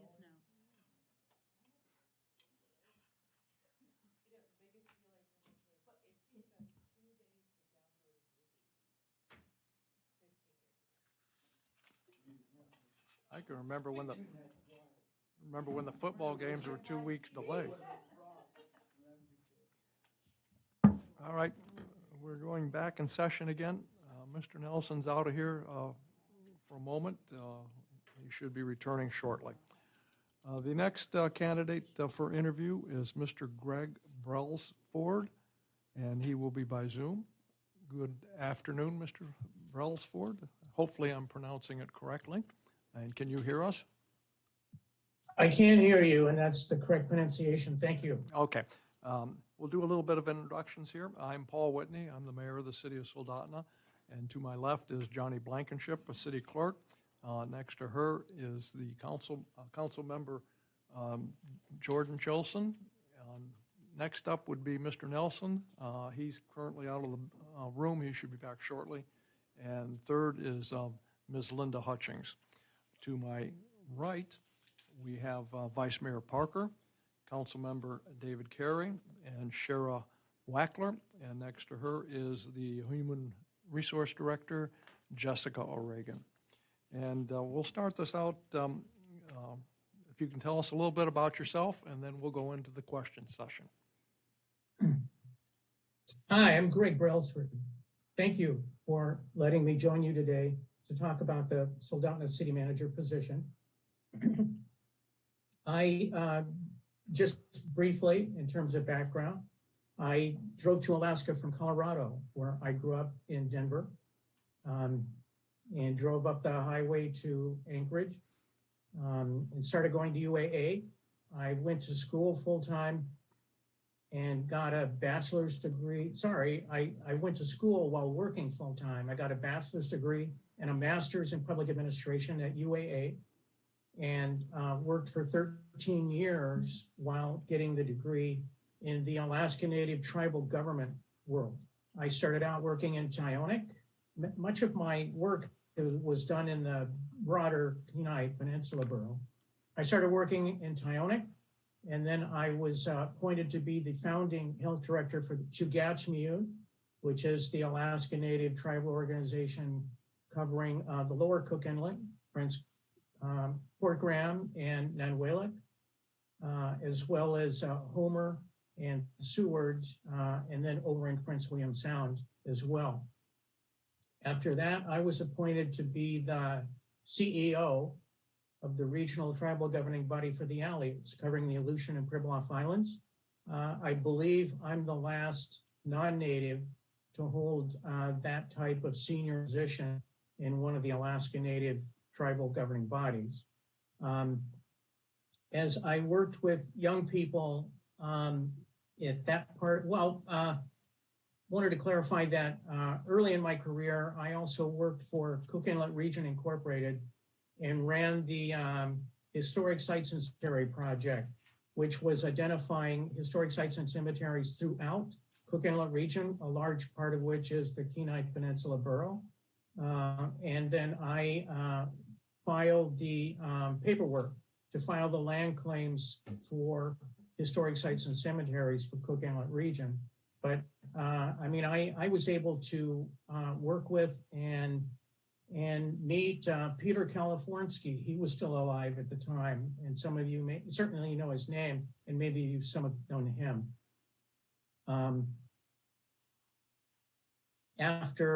So working with young people, I spent a lot of time working with young people. And one of the things I told them, I recommended that if they can, they go outside Alaska and either get some experience or some education and then bring it back to Alaska. And so I did that myself. After concluding my time with the Aleutian Pribilof Islands Association, I went to law school outside and then came back and clerked for the Alaska Supreme Court. I also worked in an international law firm in Seoul, South Korea, because I wanted, being a Western boy, I wanted to get some experience on the ground in international commerce involving the Pacific region. And while I was there, I met the lady who's now my wife. And after working in Seoul, South Korea for a couple of years, brought her back to Anchorage. I practiced in a number of law firms, including my own, Berg, Baumeister, and Brailsford, and was an associate at Bogle and Gates in Anchorage, one of the better known law firms at the time. And then I got an opportunity to also go outside and get more experience and work for a NASDAQ traded global software company in California. We were acquired by a global technology company that's traded on the New York Stock Exchange.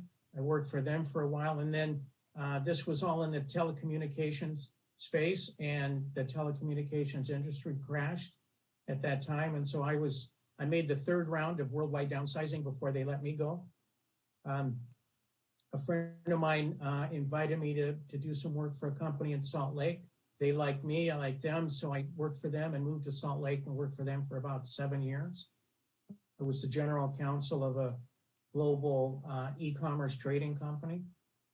And then I decided I wanted to go back into public service, which is where I started.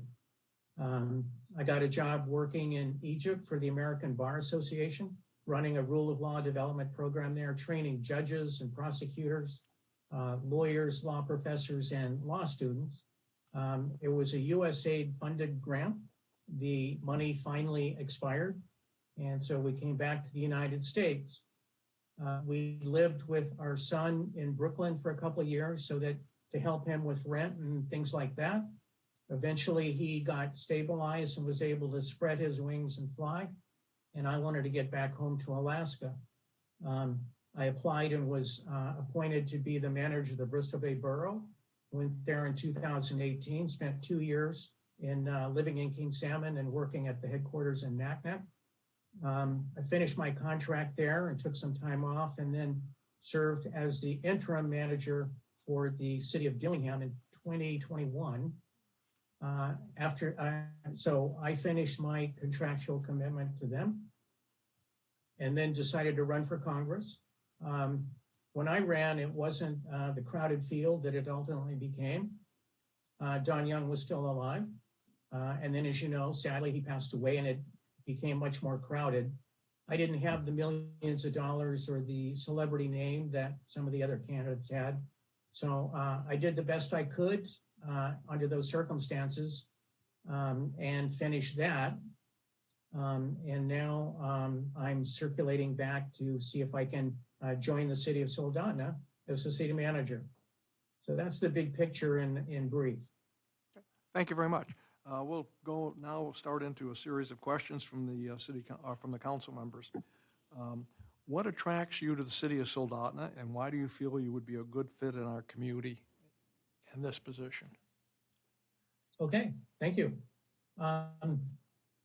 When I was in Bristol Bay, in the summer of 2019, as you will recall, Soldotna hosted the Alaska Municipal League Summer Conference. And my wife and I came to the conference. And well, let me say, I've been coming to Soldotna for decades. I used to take first my daughter and then my son camping in Centennial Campground and then at Clam Gulch and digging clams. So I've been familiar with Soldotna for a number of years, but we came in 2019 and it had changed quite a bit. It had grown quite a bit and become much more interesting and exciting than it was many decades ago. So when my wife is Puyan, when we came to Soldotna for the AML conference, we looked at ourselves and said, wow, it'd be pretty cool to live here. We really liked the size of the community, the things that were going on. We liked the fact that it was on the road system because, as you know, some of you, if you've lived off the road system, it's a very different way of life. And we wanted to look forward to living in a community that's on the road system. We like the size of Soldotna. We like the atmosphere. We like the tone, the appearance. That was in 2019. So, ultimately I finished up in the Bristol Bay Borough and then was in Dillingham for a while. And then I saw the recruitment for this position on the AML website. And we were really excited about the possibility of working and living in Soldotna. Thank you. Vice Mayor Parker. Thank you, Mayor Whitney. It's good to see you, Mr. Brailsford. What do you see as the city's greatest asset, and also what do you see as the city's greatest challenge? Well, thank you, Vice Mayor Parker. Let me just preface my comments by saying all I have is outside information. I don't have any details or detailed familiarity or understanding of the internal dynamics or activities of the city government in Soldotna. So I'll certainly provide my thoughts on it at this time, but those are provisional, subject to refinement if I should be selected as Soldotna's city manager. In preparation for this interview and in answering the 3 questions that were provided last week, I drilled down as deep as you can from a distance in the city of Soldotna. I looked at the website, the plans that are posted there, the projects that are described, the budget and audit that's available at this time, and the recruitment notice. And I was really excited about what I saw. The website and the graphics and the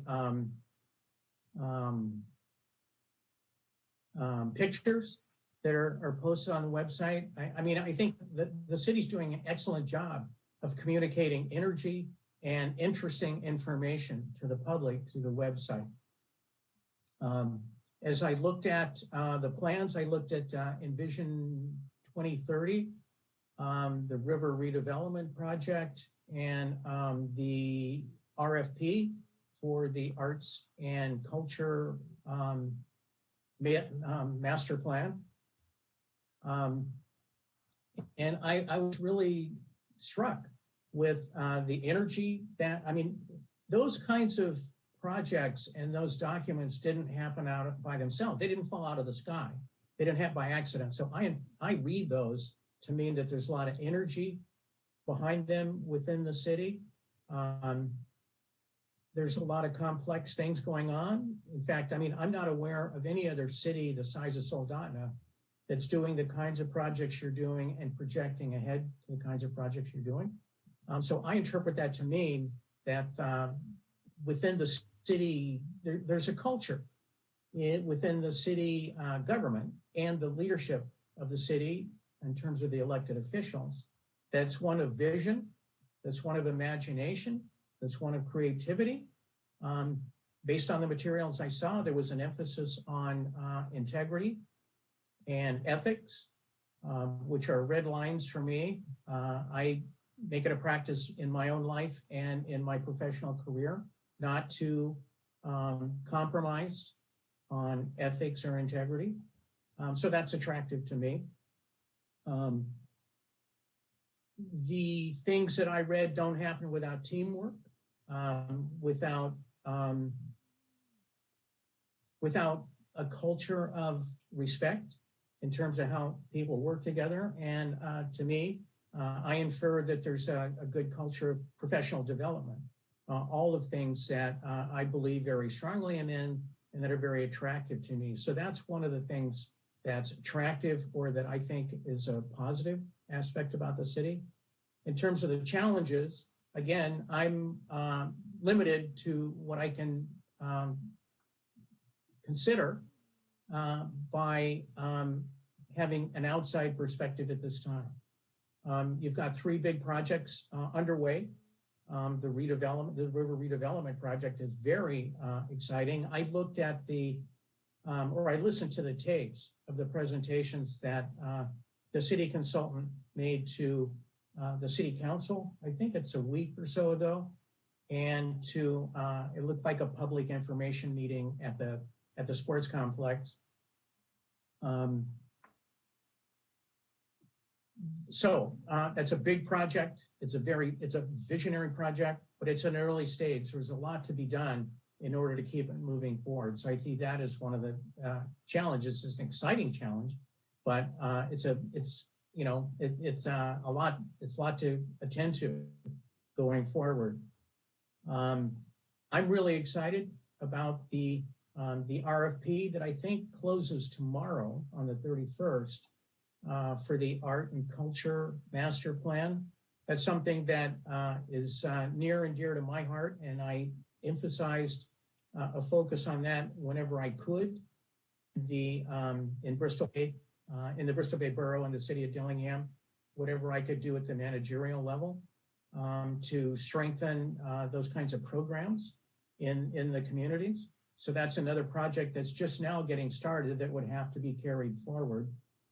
And then you're working on the construction of a field house next to the sports complex, I believe. If I'm wrong, you can correct me, but that's my understanding. As I recall, that's about a $20 million project, and you're at the early stages of design. So there's much, much more work to be done on that very big and large and complicated and exciting project. So those are some of the challenges that I'm aware of on the horizon for the city of Soldotna at this point in time, based on the information I was able to look at. Thank you, Mr. Brailsford. Ms. Hutchings. Good afternoon. What will be your three most important goals if hired as city manager? And please include what you plan to accomplish in the first year. Okay, thank you very much, Councilwoman Hutchins. Again, based on the limited information I have right now, my thoughts are as follows. If I'm hired, as soon as I get started, I'm going to have to move from an outside understanding to an inside understanding of the city and its operation.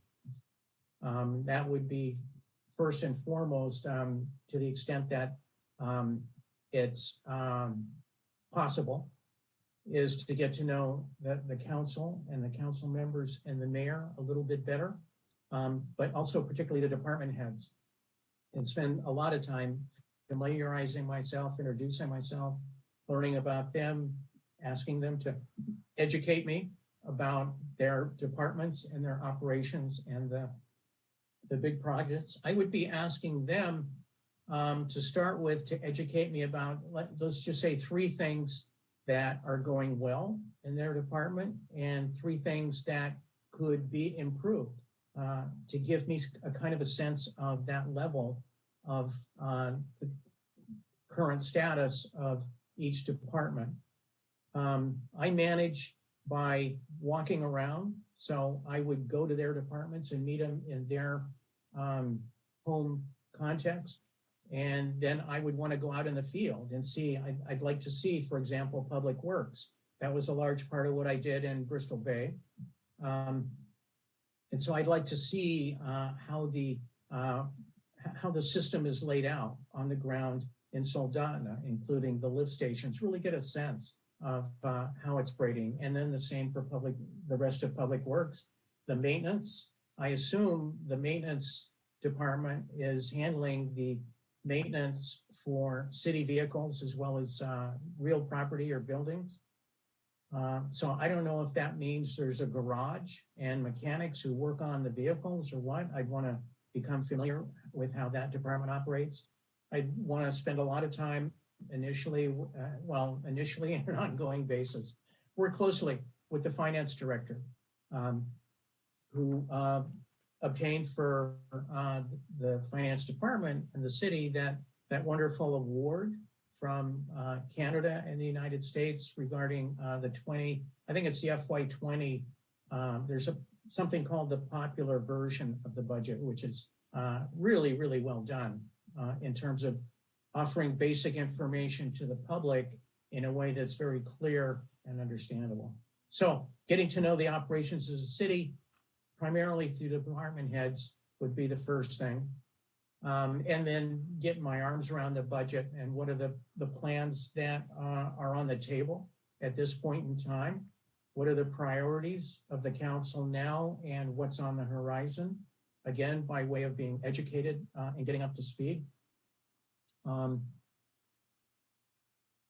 In terms of, what was the other one, Adam, Councilwoman? It was challenges. Three challenges. Well, the challenge of getting up to speed.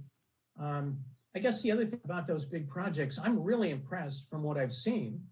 Again, this is provisional, but from what I've seen, it looks like the city is blessed with some really strong leadership in many, if not all of the departments I've seen in terms of those plans. So my style is not to micromanage unless I have to for some reason. When I was in small cities out in the bush, sometimes the manager has to step in the department to get things done. It doesn't look to me like there's that much necessity in Soldotna. And so my style is to work in partnership with the department heads and not to micromanage again, and do what I can from the city manager level to help them accomplish the projects that are underway in their departments. And so what do you plan to accomplish in this first year? Could you repeat that, please? What do you plan to accomplish in the first year? Well, again, based on what I know, I mean, the biggest objective for me in the first year is to familiarize myself and become educated as substantively as possible with the operations and the personnel of the city, and then to have to invest in whatever way makes sense to allow the council and the mayor to become more familiar with me and for me to become more familiar with them. You know, I don't know the mayor. I haven't had the honor of meeting him yet, but my style as a city manager is to work very closely with the mayor. I don't know what his style might be, but I would be talking to the mayor a number of times a week, I think, and looking to the mayor to guide me as to what are the political dynamics involved in any given decision or any given issue, so that I'm acting in a way that's consistent with him and the council, and not doing something that you know, doesn't fit together with where the mayor and the council are at. Over time, I think I would be able to interpret that more and more on my own, but in the first year, I would be dependent on the mayor, and I look forward to developing a working relationship with the mayor in that context. Thank you. Mr. Nelson.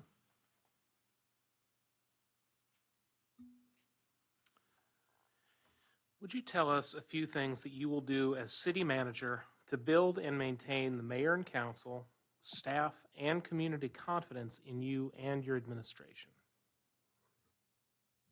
Okay, thank you very much. Having a good relationship with the mayor and the council, the elected officials of the community, but also the staff and then the community itself is very, very important to me. And it just, everything goes better if everybody's working in good faith together. And I would want to work with the mayor as closely as possible. My style would be to be, I guess I believe that it all works better in a small city if everybody is as transparent as possible and as courteous and respectful in dealing with each other as possible. Disagreements are okay, as long as they're handled respectfully and courteously. And I promise you, if I'm selected to be the manager of Soldotna, I will not surprise you unless for some reason I get surprised. I try and keep the council and the mayor as immediately informed as reasonably possible without deluging them with too much information. So it's that kind of transparency and openness, which leads to trust, that I think is critically important. And I'm committed to that, and I would be investing that to do my part from the city manager's role and position to contribute to that. Thank you. Mr. Chosen. Thank you.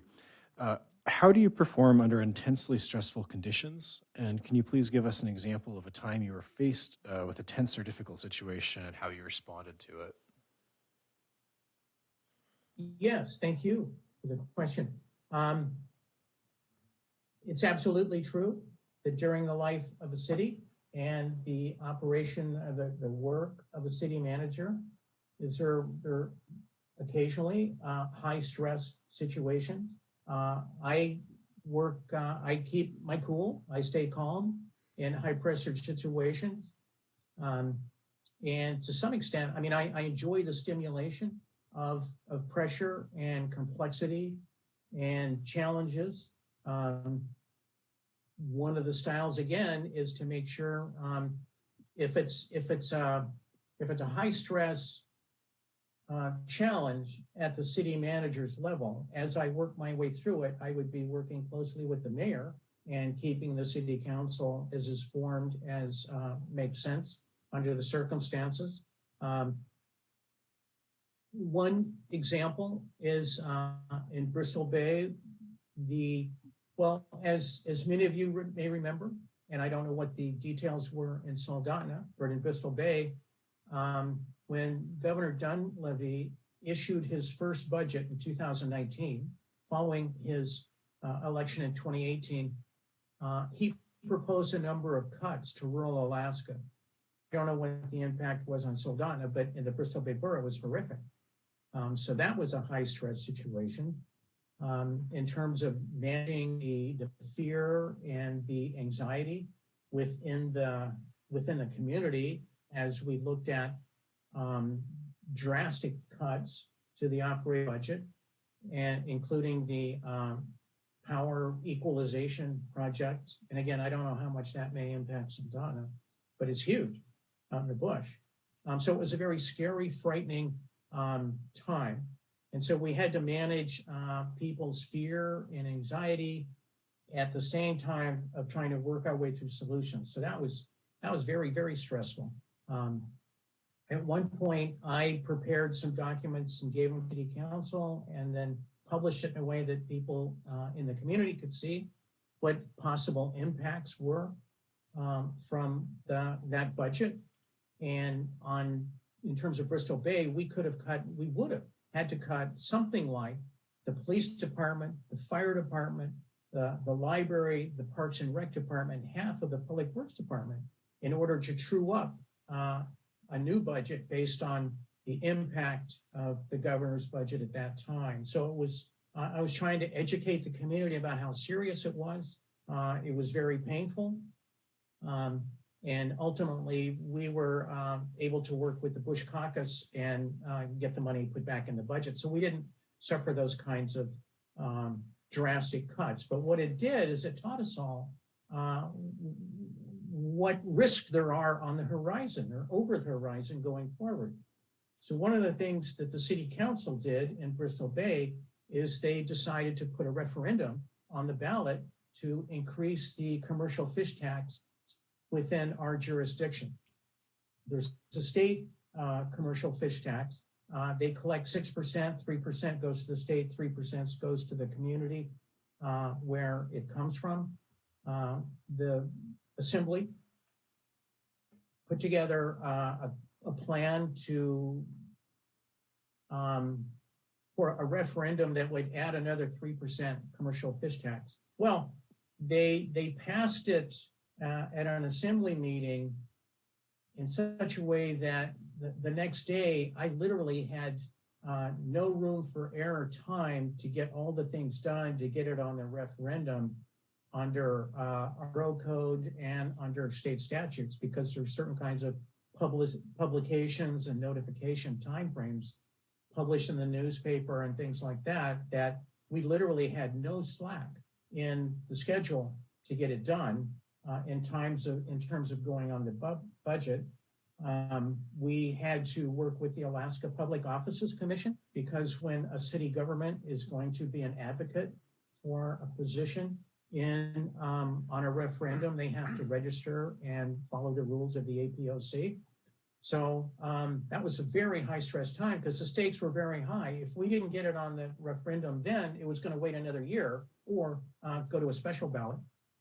So we worked night and day and successfully got it accomplished, got it on the referendum. And, we had really no idea how the community was going to vote, but it turned out 80% of the community voted in favor of the higher fish tax. And that means a number of the fishermen in the community must have voted for that too, because they saw that we needed that kind of additional tool and that kind of offer to deal with the uncertainty of state budgets going forward. One other example is when I got to the Bristol Bay Borough. As many of you know, sometimes when there's a new leader at the top, some of the other lieutenants move on. And so I think I had been in the borough for 4 weeks when 4 of the existing department heads resigned and moved on. And so I all of a sudden had 4 out of 10 departments to fill while the operations of the city are going on. So that was another high stress time. One of the people I found out was acting improperly. And so I moved to terminate his employment, which is a pretty strange thing to do when you're fairly new inside the government. But it was crossing, it had to do with stealing from the city. And that's a red line for me. And so when I did the investigation that I did at my level, I was satisfied that there was a basis for starting the termination process, which I don't know how it's done in Soldotna, but in the Bristol Bay Borough, there's a hearing and both sides have lawyers and there's arguments and things like that. But ultimately, I was able to prevail in removing that person from the department. So that was also high stress to do that, one, so quickly in my tenure in the borough, but also to do it with openings in the finance department, the Parks and Rec department, and there was another one that I can't remember right now. In terms of the finance department, I inherited a finance director who was woefully unqualified or insufficiently qualified for the complexity and the challenges and the responsibility to be a finance director. So I started to counsel that person into another position that was more consonant with their qualifications and started to recruit and then to accomplish that and then recruited a finance director. It's very hard to get senior level and department head level professionals to move out into the bush now. When I was young, it was very exciting to live in rural Alaska and live in the bush. It's harder and harder to recruit people like that now. So it took a year to get somebody to do that, to move to Natinac, who had the qualifications to do that job. So along the way, we had to outsource it to a CPA consultant who filled in and did the job along the way. One, that was another stressful period of time. And trying to find and then recruit someone to make the relocation to rural Alaska increasingly challenging now. So I believe those are some examples in answer to your question, sir. Thank you. Mr. Carey. Thank you, Mr. Mayor. And sir, I don't want you to think that I have not been listening to you because you've already answered some of this question, but I have my question I get to ask. If you would please, describe your leadership style. How will you motivate our employees and supervise in a way that fosters accountability and high performance? And I thank you for your answer. Well, thank you for the question. And it points to how critically serious the management style is of a city manager. And as all of you know, I mean, there's 1,000 variables and dynamics going on all the time in a city operation. And so part of a manager's value to a city is having the skill to manage and integrate and weave all of those variables and dynamics into a productive common direction and common whole and accomplish the common objectives of the city. That's a big challenge. Key to that is the relationship between the city manager and the department heads. I have the highest respect, and I treat I treat all the staff with the highest possible respect. But I understand, I've been a department, and I understand the pressures that the department heads are under in order to accomplish their projects and meet their budgets and meet their milestones and their timeframes. So I treat them with respect. I see that as a relationship of a partnership and want to be a partner with the department heads as long as they want that too.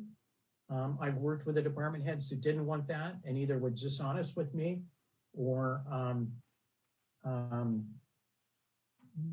undermining my effort to run the city. And so that has to be dealt with. But as much as possible, and I start out with the understanding that all of the department heads and the staff are competent, honest, and reliable, unless I'm shown different. And from what I've seen in the materials available to the public on the city website, it looks like the city right now is blessed with a lot of senior government leaders in the city government who are all of that, competent and reliable and capable. Does that answer your question? I don't know if I left anything out on that. I think you did fine. Thank you. Ms. Wackler. Thank you. Hello. Have you reviewed the city's budget? And if so, what is your impression of our financial condition? Does anything stand out as odd or unusual in the budget or that you want to delve into further? Yeah, well, that's a great question. Thank you. For a new manager is going to want to get their arms around the budget as early as possible. And that's what I would want to do. I've looked at the biennium budget that's on the table now. I think it has to be redone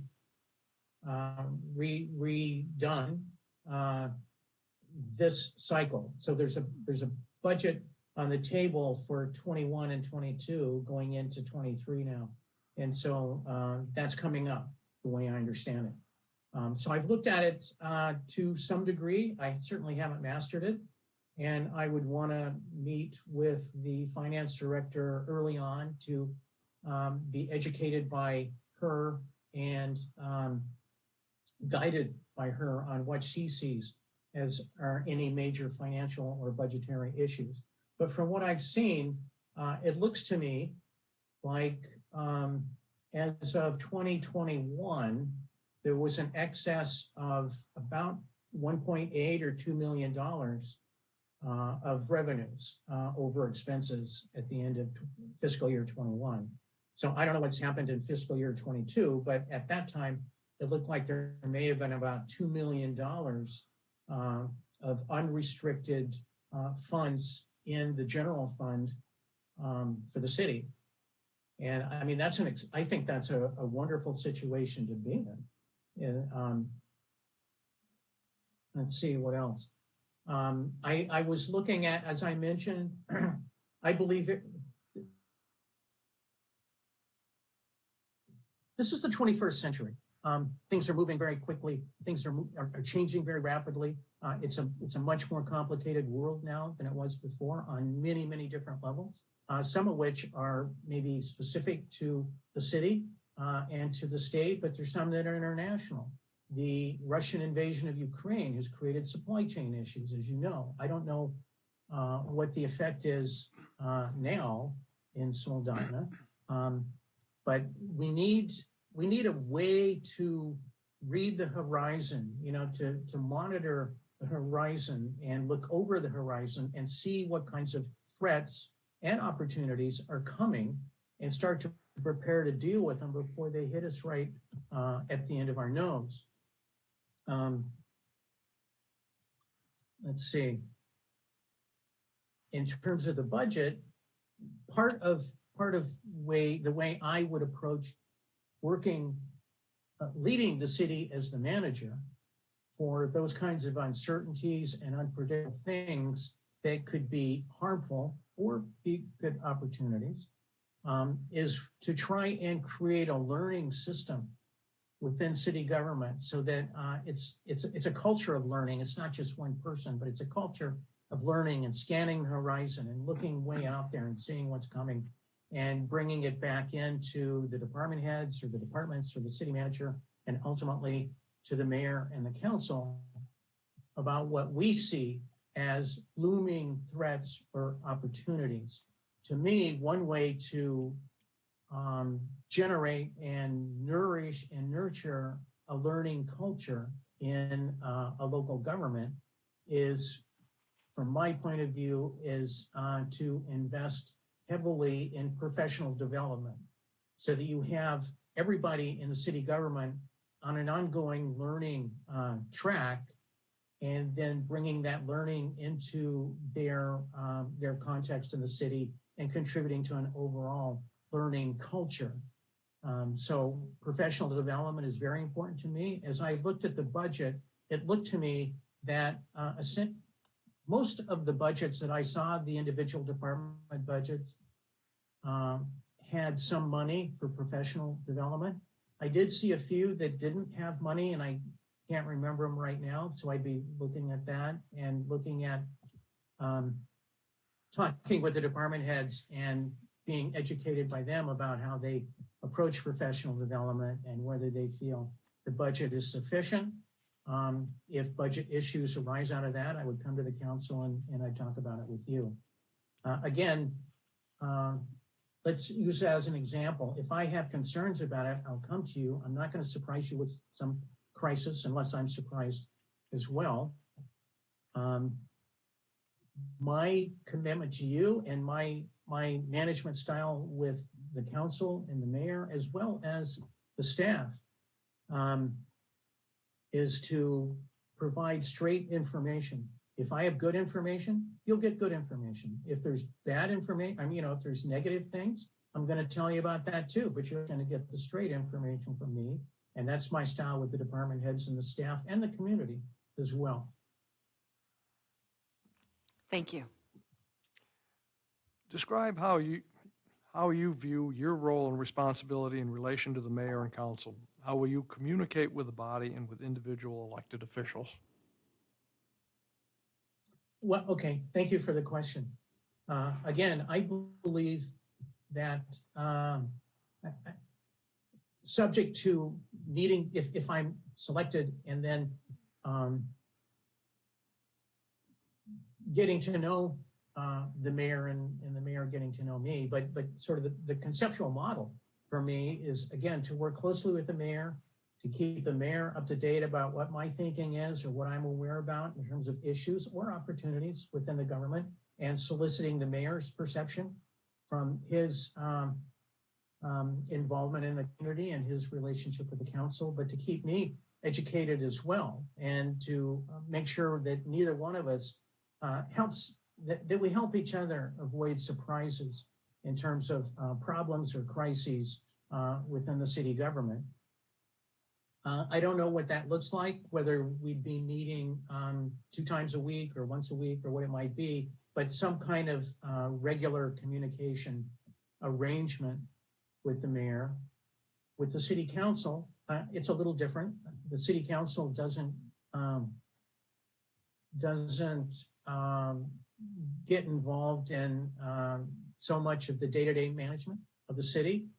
But I guess I would look to see how the council wants to work with the manager, but I would want to keep the council informed. I think that there's 2 council meetings a month. And so there's at least 2 formal opportunities like that for the manager to convey information to the council and reciprocally receive information from the council. So there's that. I would want to get to know each of the council members a little bit on an individual basis and let them get more familiar with me. But I guess the bottom line is regular communication designed to keep each other informed and to avoid surprises as much as possible. Thank you.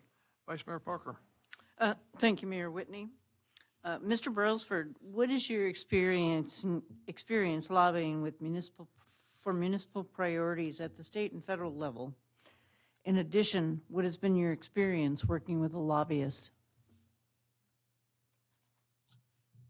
So the question is, what is my experience matching Lobbying city's for priorities to municipal the priorities. Sorry? Lobbying for municipal priorities. Yeah. I don't know whether the city has a lobbyist or not. I couldn't tell that from the materials or the budget. But I know that the city of Soldotna is blessed with a lot of experience and a lot of resources locally. I think one of your council members recently succeeded in his election to the State House. And of course, Mr. Mitchie is in the community. So there's a lot of expertise in terms of working with the council. And I assume those resources are available to the city and the city manager in terms of lobbying efforts. But I started lobbying when I was the health director for Chugachmute in the late 70s and early 80s. I mean, there were times when I was in Juneau meeting with Governor Hammond, educating him about things of concern to us and asking him, trying to find a way to get him to help us. And I've done it ever since then. I've done a lot of lobbying at the national level. When I was the CEO of the Aleutian Pribilof Islands Association, we had a project to get compensation for the internment of the Aleuts in Southeast Alaska during World War II. Maybe all of you know about that. Sometimes not all of Alaskans know about it. But just as the Japanese Americans were interned on the West Coast during World War II, similar to that, the Aleuts were too.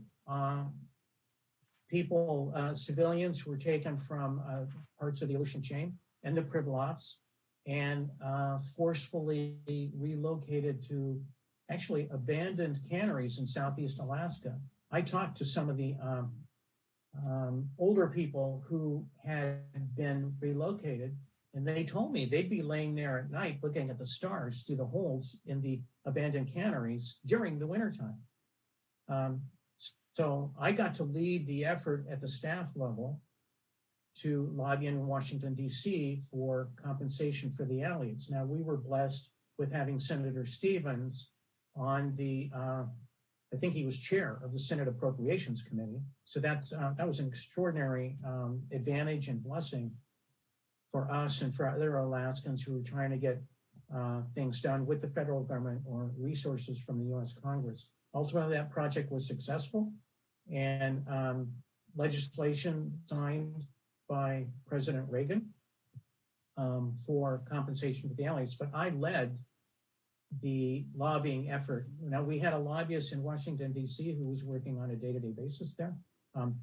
But I was the one who coordinated all of and helped generate and coordinate all of the strategy on the Alaska side to synchronize it with what he could do in Washington, D.C. and do with Senator Stevens' office.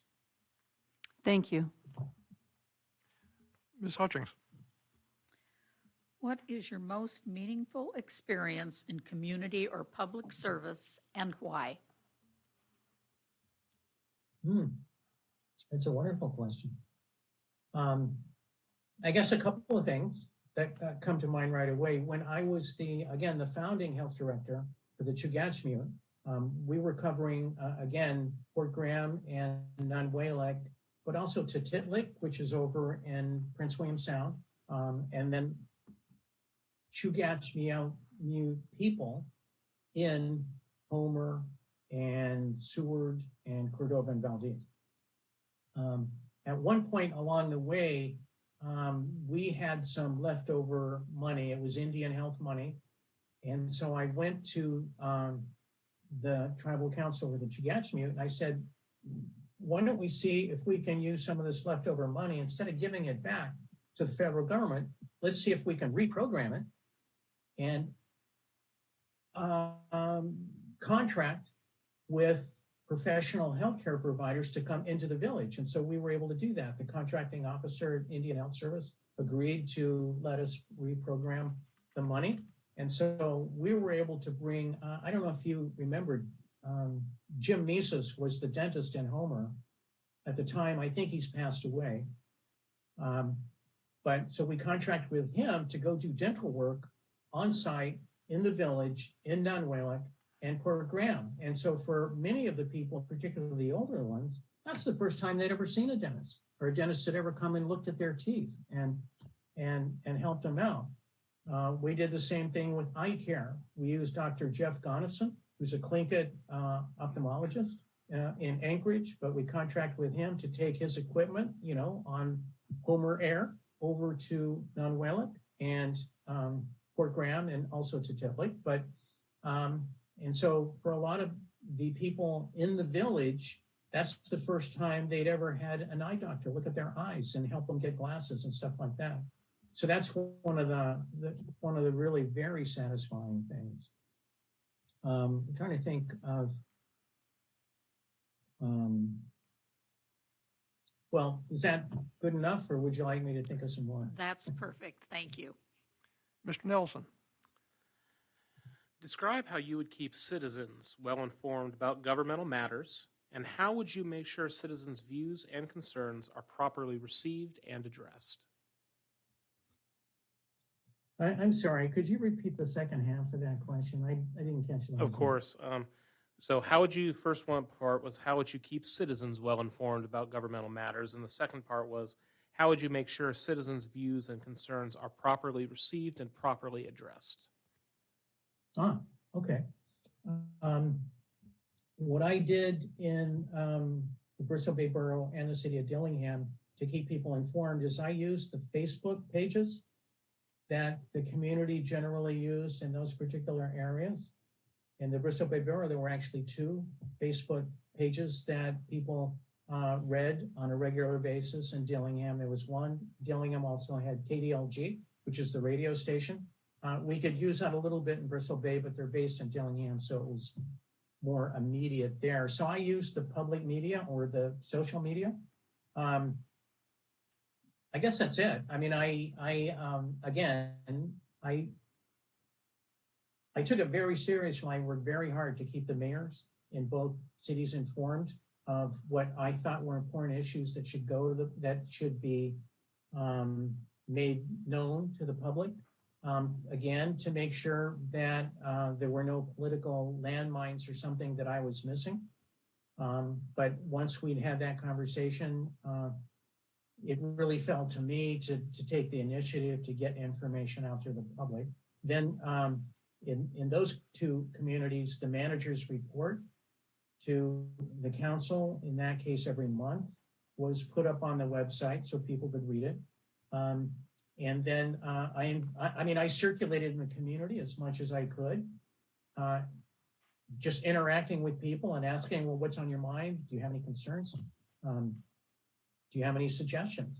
And so personally reaching out was part of it as well. I guess that's it.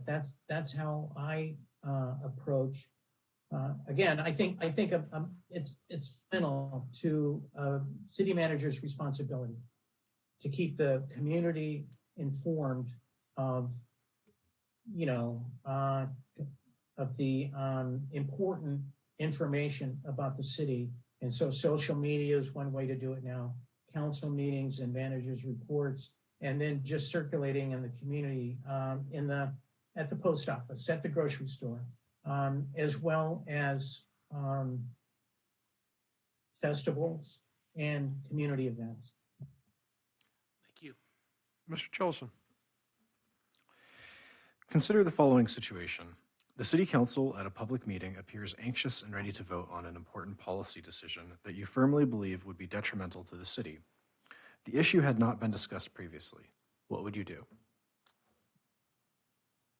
Well, so you're saying I learn about it for the first time in the city council meeting where that's going to be voted on? Correct. The first time you're hearing of it. Is that the factual situation on the table here? So again, reading the question, considering the following situation, the City Council at a public meeting appears anxious and ready to vote on an important policy decision that you firmly believe would be detrimental to the city. The issue had not been discussed previously. Well, I mean, if that happens, it seems like there's a failure of communication between certainly the mayor and myself, which my style is to do everything. See, that's a surprise. That's an example of what I mean about not getting surprised. And so my style is to do everything I can to communicate intimately with the mayor, and be constantly asking the mayor, is there anything coming up? Do you see anything coming that is big stuff? And here's what I'm aware of. So if that happens, then something fell apart. I think something broke down in the city manager and mayor communication. If it should come up, according to your scenario, I do not contradict council members or the council in public during a meeting. So based on within the limitations of the facts that you've presented, I would stand by and let the council, maybe I would suggest a break so that I can talk to him privately. But ultimately, I work for the council. The council makes its decisions. And then my job is to implement and operationalize the decisions and the directions of the council. Whether I agree with it or not is secondary. I'm a professional. I will do my job whether I agree with it or not. If it's in advance and I have an opportunity to talk to the mayor of the council, I'll do that, and I'll share my point of view, and I'll share my reasoning and my analysis and make my argument. But once that's done, the council makes their decision, and I follow the direction that the council chooses. Thank you. Mr. Carey. Sir, would you describe your experience with collective bargaining and tell us about the most effective ways to work with employee unions? Yeah. In Dillingham, the police department was unionized. And I became concerned about an obsolete paradigm for police staffing there. It was also in the borough, but I'll focus on the city of Dillingham, which every community, I think every community, but particularly in rural Alaska, they really want their police officers to live full-time in the community. And that's a desirable ideal, but that's a paradigm that, in my experience, is increasingly obsolete. I inherited a situation in Dillingham where 3 of the police officer positions had been vacant for 8 months when I got there. And the police chief was recruiting in every possible way that he could. We were offering bonuses, signing bonuses to people, and we still couldn't get people to even apply. Now the city wage scale was low, and so the compensation scale was part of a problem. But in my experience now, it's increasingly difficult to get people to move out to rural Alaska, and some of the isolation and remoteness that's involved. So I proposed to them a model where we change the paradigm. We go to a 2-on, 2-off, where the police officers would be in the community 2 weeks on, and then for 2 weeks they could leave the community and go back to where they were, where they came from. That opened the horizon, the universe of recruitment exponentially. We could now recruit in Anchorage or Seattle. Sandpoint, which is one of the leaders in this model, they have a police officer who commutes from Texas, because in 2 weeks he can get back to Texas. His wife and his children can stay there. They can stay in those schools. And yet he can leave for 2 weeks and come to Sandpoint, or in our case, come to Dillingham. So that's an example of where I was trying to find an answer to a seemingly intractable problem. Because again, for 8 months prior to my arrival, they had 0 police applications for police positions in Dillingham. Now they were I persuaded the police chief and the city council to go to that model, and they were just starting to build that model when I left. I think it's working halfway right now. I don't think they've got it all worked out yet. But it was just it was unsustainable the way it was going. If you want a full police department, if you want 24 hours a day, which they did, if you only have 3 police officers in a substantial sized community, then you either burn out all of your officers by having them work 12-hour shifts 7 days a week, or you cut back to patrols that are only going 8 or 10 hours a day, and then they're available for emergencies. So you've got to somehow optimize all these considerations and come up with what fits in the situation. What we decided to try there was a 2-on, 2-off model of police staffing. Sure. So how did this fit in with unions? We needed the union to agree to the new paradigm. You see, the union contract was based on sort of the conventional model of 40 hours a week, whereas the 2-on, 2-off, they're going to work 12 or 14 hours a day for a shorter period of time. But we needed the union to agree to that model, that new model. And when I was there, we were starting to talk to the union. The police chief knows them very well. He had a relationship with them, and they were receptive. And then I moved on, but eventually the city and the police union came to an agreement that let the city go forward with this new staffing paradigm. Excellent. Thank you. Ms. Wackler. Can you describe for us a very difficult staff performance issue you've had to deal with? What made it difficult, and how did you handle it? Two of them. One, through no fault of the staff, the staff person, I inherited a finance director who was not qualified for the complexity and the demands and the responsibility of being a finance director. As you know, running a city is very complicated. There's money coming from all different sources that has to be properly accounted for. And I am very serious about making sure that when I'm a city manager, that the city accounts for every single penny and leaves no question on the part of the council or the community or the funding sources. No question at all. No doubts about whether the money was spent properly and is being accounted for accurately. So I inherited a finance director who just wasn't capable of that in a city of any good size. I mean, Bristol Bay has 10 canneries and 10,000 people flow in there every summer to work in those canneries. We need water systems to support that. We need public safety, emergency people to support that. In the summer, we have a huge seasonal increase in employees.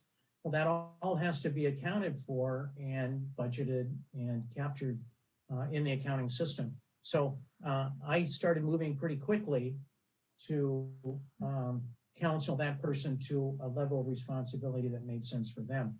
So where did that leave us in terms of finding someone with the qualities and capabilities? It took a year. It took a year of recruiting to find someone who would do that. So in the meantime, we contracted with a CPA who is experienced in is municipal financial management and accounting, and addressed it that way. So the question was difficulties in serious problem solving as a city manager? Yes, so can you describe for us a very difficult performance issue and then what made it difficult and how would you handle it? I think you answered that, sir. Okay, I'd be glad to expand on that if you'd like. If you have anything more to add, please do. Well, in one of the settings I worked in, I discovered that, I mean, there was sort of a culture of anything goes when I got there. The prior management of the city had been lax and had been drifting. There was no strong direction from the city manager. And so I inherited the results of that. And there was the culture of anything goes. So in one department, I found out that a senior member of the department was stealing from the city in a couple of ways. They were using the city credit card to buy equipment. And then when that equipment would be delivered, they'd either sell it to someone in the community themselves, or they'd give it to their friends who would then sell it. Obviously, you can't let that go on in a city. In another instance, I found out that one of the financial staff in the city, somebody who had access to the books and the use of the computer, was going into the books, using the computer access, going into the books and changing figures so that they could skim some money out of the city. So in both cases, I moved to terminate them and started the disciplinary process where in our setting, you put them on leave with pay. You give them notice of what you're alleging they're doing wrong, give them leave without pay, conduct a hearing with a hearing officer where they get to make their case, the city gets to make its case. And ultimately, in both cases, I accomplished the removal of those people, because stealing from the city is a red line. It's not going to happen on my watch as long as I know about it. Thank you. Undoubtedly, there are going to be conflicts. What is your approach to managing conflict resolution? Thank you. There are conflicts all the time, and there's different scales of conflicts, right? There's ones all the way up to 10s. When somebody stealing from the city is a 10 or it's a 20. So there's a time for the formal process where there's formal notice and allegations of misconduct, and the formal dispute resolution process with a formal hearing, which the two cases I just talked about are examples of that. But there's a lot of things that are less serious. Oftentimes there's mistakes, and it's not so much a conflict, it's not so much a disagreement about whether or not something should be done or whether it should be done. It's a mistake. And managing a city is managing people with lots of different backgrounds, lots of different personalities, who are all fallible.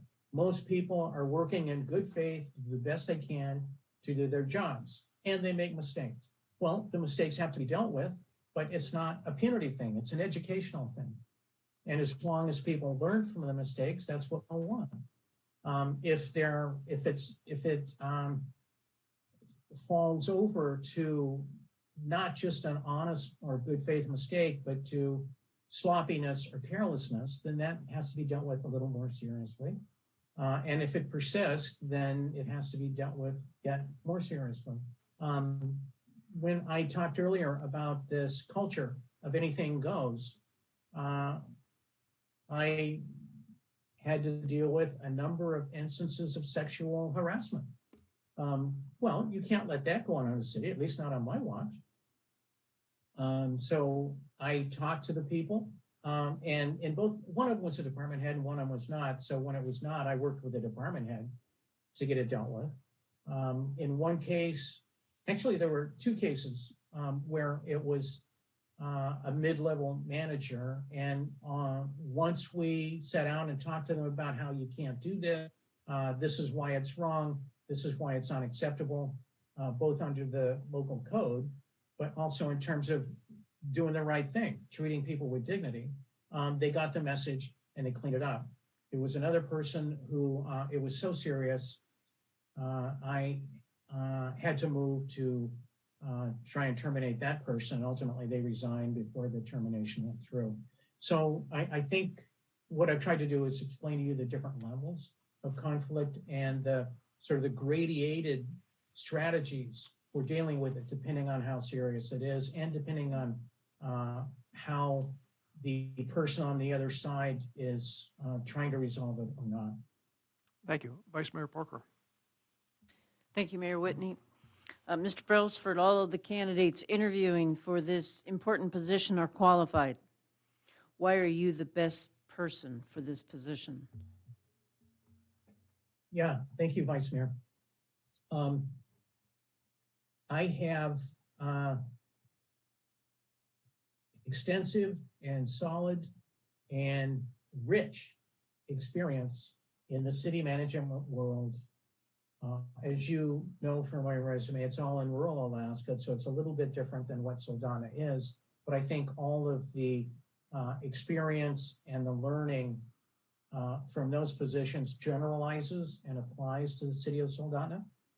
So I also have experience beyond city management in the tribal world at various levels, entry levels, mid levels, and then senior levels. And the nonprofit world. And then I also have experience in the world. So I have a rich package of experience to bring to the Soldotna city manager position that I doubt if, I mean, like you said, everybody's qualified, and I'm not going to say that they're not, but the strengths I bring is, I mean, I was in the trenches with very serious problems in city government in rural Alaska and faced very serious problems and was successful in performing at a high level to get them dealt with and resolved. I've also done it in other settings, so I have a more broad or more general background to bring to bear to managing the city of Soldotna. I also have experience part of that includes dealing with conflict and dealing with problem solving with very complex municipal government problems that I've been successful in addressing and resolving. So I have a track record of success at very high levels of senior management and the complexity and the challenges that come with that to bring to this position. Thank you. Ms. Wackler. Do you have any comments or ideas you would like to share regarding specific projects that are in the implementation phase with the city of Soldotna? So current projects. Well, the ones I'm aware of are the river redevelopment project. That's very exciting. Soldotna has two big projects with lots of moving parts that are early in the stage of project development. One is the city redevelopment project. And again, I may not be completely accurate in my observations here and as a result of my distance from an intimate understanding, but this is my perception at this point. There's two very complicated, big, important, meaningful projects, very valuable projects for the life of the city that need to be done right. One is the river redevelopment project, and the other is the field house next to the sports complex. I mean, if I was hired, that would be one of the largest priorities for me, is to get my arms around that as a city manager. Again, it looks to me like there's very capable senior government officials running these projects. So I don't have the sense that I have to go into it and try and micromanage, but the city manager has to be aware of this and see how, from the department head level and the city manager level, the efforts can be synchronized to keep it moving forward in a successful, on budget, on schedule manner. Thank you. Ms. Hutchings. Mr. Brailsford, is there anything else you would like to ask us that you have not had a chance to add? Well, thank you for the question. I mean, there's some detail issues that may not be appropriate here. I mean, are there any other big projects besides what I've referred to, the river redevelopment project and the field house, that from your perspective are on the horizon, either immediately to be addressed by the city or that are sort of midterm? Are there any other big projects on the horizon? Well, I know we have some sewer projects, some road projects, some beetle kill projects. So there's lots of little things out there that add up.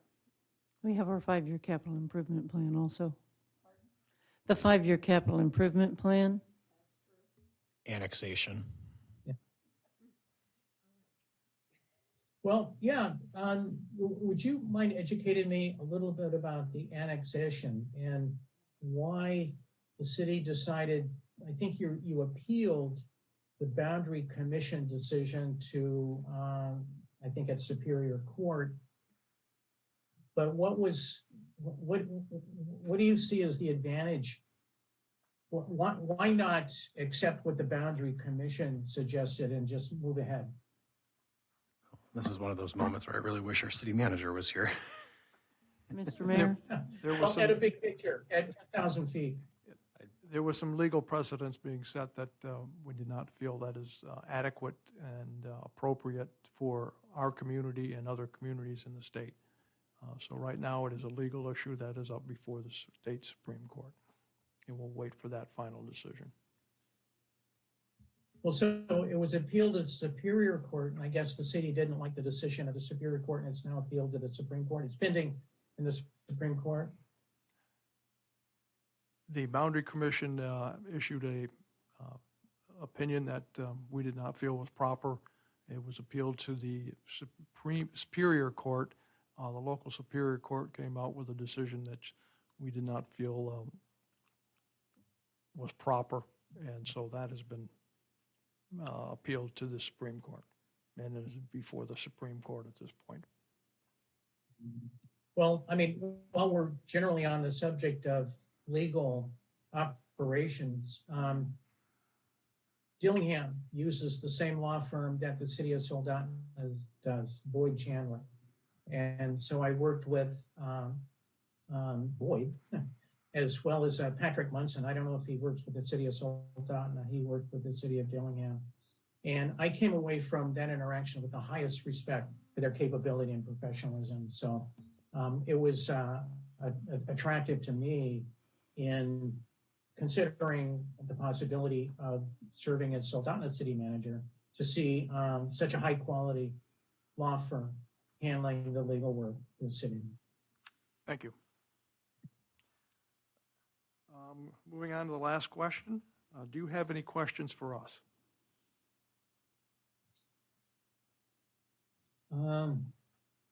Well, I guess, again, these are, I'm trying to think of what are city council level questions. But I'll just shoot. You can tell me that these are not relevant to this discussion. But again, in the two communities I've worked in before, we had terrible, terrible drug problems, importation of drugs and addiction problems in the community. Everything, I mean, you know, marijuana is is something, but then opioids and fentanyl and things like that. What is your sense of the nature, whether that's a problem in the city of Soldotna, and to what extent? I believe some of the issues that we're facing right now will, of course, be the annexation issue when that's finally decided. As far as crime statistics and items like that, I believe we're a very safe community, and at least we are not seeing that type of problem.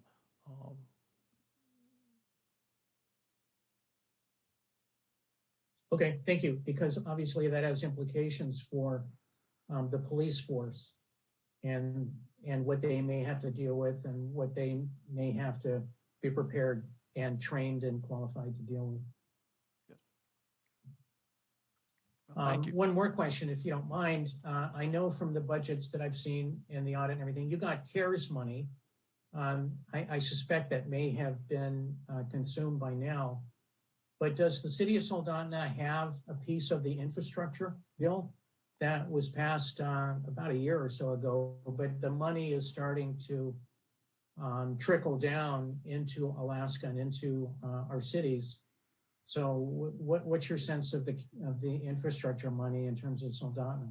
Right now, we have a consultant on board to assist in filing grant applications for those funds. And of course, we are looking for additional funding for projects around the city, including the field house, new transportation, new highways, not highways, but new roads and other safety issues. So we do have a consultant on board handling that issue. That sounds great. You know, when the notice of the passage of the bill and what the implications were for Alaska was becoming more and more public, I was involved in some AML meetings when I was with Soldotna, and I raised to AML the issue of the fact that there's a number of smaller communities, both small cities and village governments, that don't have the professional expertise to exploit the opportunities of this big waterfall of infrastructure money that was going to start flowing into Alaska, and including Dillingham and Bristol Bay. And so my point was that there may be a lot of communities who are not able to take advantage of that money because they don't have the internal capacity. But it sounds like Soldotna is doing fine in that regard. That's not a serious issue for Soldotna. Is that right? Well, I wouldn't say it's not a serious issue. It's an issue that we're looking seriously at to obtain funding like that. But there is a difficulty in some of the grants are written so tightly that a lot of communities are never going to be able to do it. Yeah. Anybody else want to add Well, something? thanks. No. Thank you, sir. No. Well, thank you for your time, and thank you for applying, and hopefully we'll have some decisions made here very shortly. It's been an honor. It's been an honor. Thank you so much for your time. Thank you. God bless.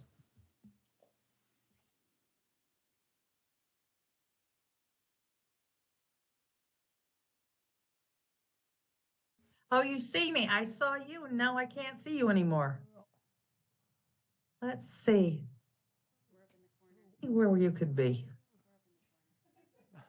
Oh. Do you still see me and hear me? Yes, you're coming in great. Oh. Well, you did come in and then you went out. Do you mind if I log out and start again? Because I can't see any of you. Okay, we will try that. Or is that all right? I guess I could talk to a blank screen. And our So screen there will- should be a small little picture-in-picture. There should be a little tiny picture of us. What I've done is I have pinned your picture for everybody. So there's a little Okay. thumbnail somewhere on your screen, probably. I of see it us. now. Okay. I've got it. Thank you. Mhm. Okay. Our next interview will be with Elke Doom. Yes. And we'll start this out with some introductions. I'm Paul Whitney, the mayor of the city. And to my to my left is Johnny Blankenship, our city clerk. Next to her are council members Jordan Chilson, Dan Nelson, and Linda Hutchings. And to my right is Vice Mayor Parker, Council Member David Carey, Council Member Shara Wackler, and sitting further down is the Human Relations Director. I always want to say human rights, but how we'll start this out is we'll have some questions for you, but right now we'll let you tell us a little bit about yourself, and then we'll get into the questions. Sure, I'd love to. Well, to give you a little background about myself, I started out in municipal government as being a volunteer. I wanted to make a difference in my community and volunteered my time working for the Historical Society, renovating an old schoolhouse and a church, got to know my elected officials, and started attending all of the meetings. And from there, I was offered a position in the clerk's office. It was a temporary position, and continued my career from there. I worked in the assessor's department. I became a licensed appraiser in residential, commercial, and industrial property, and eventually ran the department as the assessor. I did take a little bit of time out, and I saw a need in my own community, so I ran for township supervisor, served for 4 years. It's the equivalent of a mayor, and I've been managing cities ever since. So not only have I kind of come up through the ranks and had an opportunity to work in so many departments, I've also gone back to school as an adult student, finished my bachelor's degree, finished my master's degree, and I was very, very fortunate to be selected for a number of scholarships and leadership, opportunities, including, in Michigan and West Virginia and also to Harvard. So I've made municipal government my career, and I absolutely enjoy it. And it's what I've done for many years. And I'm so thankful that you've taken the time to, talk with me today and get to know a little bit more about me. Thank you. First question will be, what attracts you to the city of Soldotna, and why do you feel you would be a good fit for our community in this position?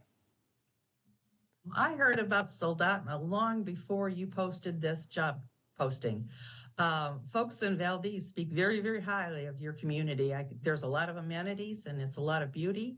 And so I had a fair idea of what you were all about long before this job posting came open. And I think the combination of the experience that I have, the background, well-rounded in municipal government in so many departments, and, Alaska experience, which is always helpful too, I think I would just make a very, very good candidate for your community. Thank you. Vice Mayor Parker. Thank you, Mayor Whitney, and thank you for joining us this evening. What do you see as the city of Soldotna's greatest asset? And if you could also talk to see what you see as the city's greatest challenge. What I see, you have a lot of assets. You have got, and bear with me, I may look down a little bit. I have some notes here that I've written. You've got just the absolute wonderful sports complex that I've heard so much about. I've even heard about it in Michigan. It's the ice rink and, all of the opportunities you have, community, the beauty of the area. But what comes with it is there's some potential issues. You are in the county. I know that it's typically, it can be difficult sometimes. We don't always get the funding we'd like to get that we need for the communities. I understand Alaska laws and how it works with our grants and whatnot. And sometimes it's a little difficult to get going. I did see when I was reviewing your budget and reviewing all of your plans, I did see that you have made an attempt to annex some property into Soldotna so that you can do some expansion, and that seems to be on hold or under appeal. I'm not certain. Last I read was under appeal. And that's a little bit difficult, is the state seems to not want to work with communities really well when we want to talk about annexation. We had looked at that a little bit in Valdez. We had also looked at possibly forming the city into a borough. We didn't really feel like we were getting a whole lot of cooperation from the state end of it. So I do know that that's a little difficult too. But all in all, I think you're very stable. I think you're financially in a good position. You have good housing. You've got reasonable costs compared to some of the other parts of Alaska. And I really think you have a lot that is happening that is wonderful. I read about the trails too. Now, I don't know that much about it, but I did read that there's proposed 500 miles of trails from the Kenai Peninsula to Fairbanks that is proposed. I hope that that will happen. That would be absolutely wonderful for tourism. And I know about the riverfront redevelopment. And that would be quite a boon to not only the residents, but to the visitors that are coming in.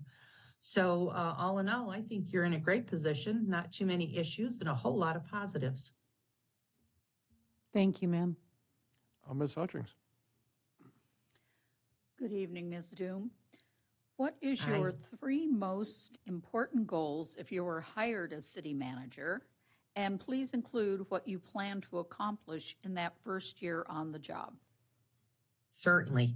The first goal is to meet with all of you and understand the vision that you have, understand your communication styles, and I'd like to know what you are looking for from me as we go forward. Now, what I will do is an outreach program, outreach to our department heads, to all of our employees, to organizations, leadership organizations, developers, just kind of really have people know who I am, that I'm here. I'm an outgoing person. I don't sit in the office and behind a closed door. I welcome people to come in. I want to talk to as many people as I can. In my prior position, I served on the Chamber of Commerce. I've also served on the Planning Commission in the past. I've chaired the Downtown Development District. There's a lot of ways for me to really do an outreach and get to know people and get to know our local legislators, and then also work with the state too, because we all do have to work hand in hand to accomplish the kind of goals that we'd like to see for the community. And that will keep me pretty busy for the first year. The projects that you're working on, getting to know people, becoming very visible and very involved. Thank you. Mr. Nelson. Good evening. Tell us a few things that you will do as city manager to build and maintain the mayor and council, staff, and community confidence in you and your administration. Excuse me, I thought I had my phone turned off. No problem. Let me put this on, I apologize. I will put this on airplane mode. Yeah, either that or I'll throw it in the refrigerator. How's that? There we go. I'll put it away. My apologies. I'm sorry. I was so distracted by that No silly problem. phone Let me ringing, repeat the and I thought I question. had it off. Tell us. They are a blessing and a nuisance, aren't they? Yes. So tell us, I'll repeat this. Tell us a few things that you will do as city manager to build and maintain the mayor and council, staff, and community confidence in you and your administration. Yeah, absolutely. Thank you for that question. Yes, it's very important that we have good communication, that you have timely communication from me. I often give a weekly report or a monthly report, depending on what the council requests of me. I am very, very aware that you are the legislators. You make decisions and I follow the guidelines that you give me. I want to keep the lines of communication open at all times. The same goes with our department heads. I have weekly meetings with them. We discuss what's going on in the community, what's happening in their various departments. It gives an opportunity for people to sit and talk and meet and collaborate and help one another. It also gives them an opportunity after a council meeting for me to explain the directives that are given by mayor and council and how we're going to go forward to follow through on that. I apologize so much. I'm just getting over a really bad cold. And so I'm still a little on the stuffy side. I think my thinking process is just a little bit slow thanks to this cold. But as far as the employees, I like to meet with all of the employees. I like to get to know them as people. And I like to have regular meetings so that we understand each other. You know, they know I'm visible. They know that I have an open door policy. I want people to understand that they can come see me when they need to, when they want to. And that's very important. I've heard from others in the past that they've not had that opportunity with their city managers, or the city manager is never available, or you can't make an appointment. For me, it's walk in. If you're there, come on, stop by. Talk to me. I'd like to know what's going on in your thoughts, your department. I believe strongly in collaboration and cooperation, and teamwork is very, very important to me. And that works with me and you as the council, and it works very well with our department heads and our employees. The community understands very quickly that I'm extremely involved, very, very active, and I really, truly want the absolute best for the community. And that comes through very quickly. That I'm there, I'm available, I'm interested, and I want to listen to what people have to say so that together we can all move the community forward. Thank you. Mr. Chilson. Thank you. How do you perform under intensely stressful conditions? And can you please give us an example of a time you were faced with a tense or difficult situation and how you responded to it? Yes. I tend to become very calm. The more stressful the situation, the calmer I am. I'm not quite certain why I've been this way my entire adult life. It's just like stop. I think about what we need to do, what the steps are, and I act upon it. One of the times that we've had some extreme difficulties, we had in the city of East Point, we had a water main break, and the supervisor on the job did not follow protocol, did not follow safety measures, and unfortunately lost his life with a collapse of the mud that came with the sewer line break. So, the water line break. So that was a very, very difficult time for the department. The DPW workers that were there at that time, some of them had some real emotional problems. I had brought in proper people, got them some help.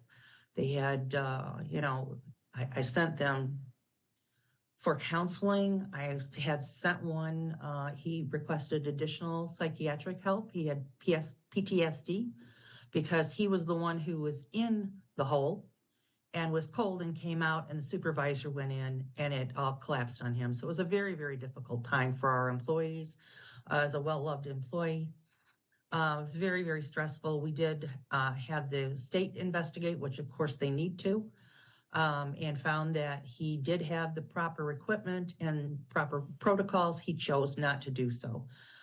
So we were not penalized because of that, but it was a very, very difficult, very trying time when you lose an employee. Thank you. Mr. Carey.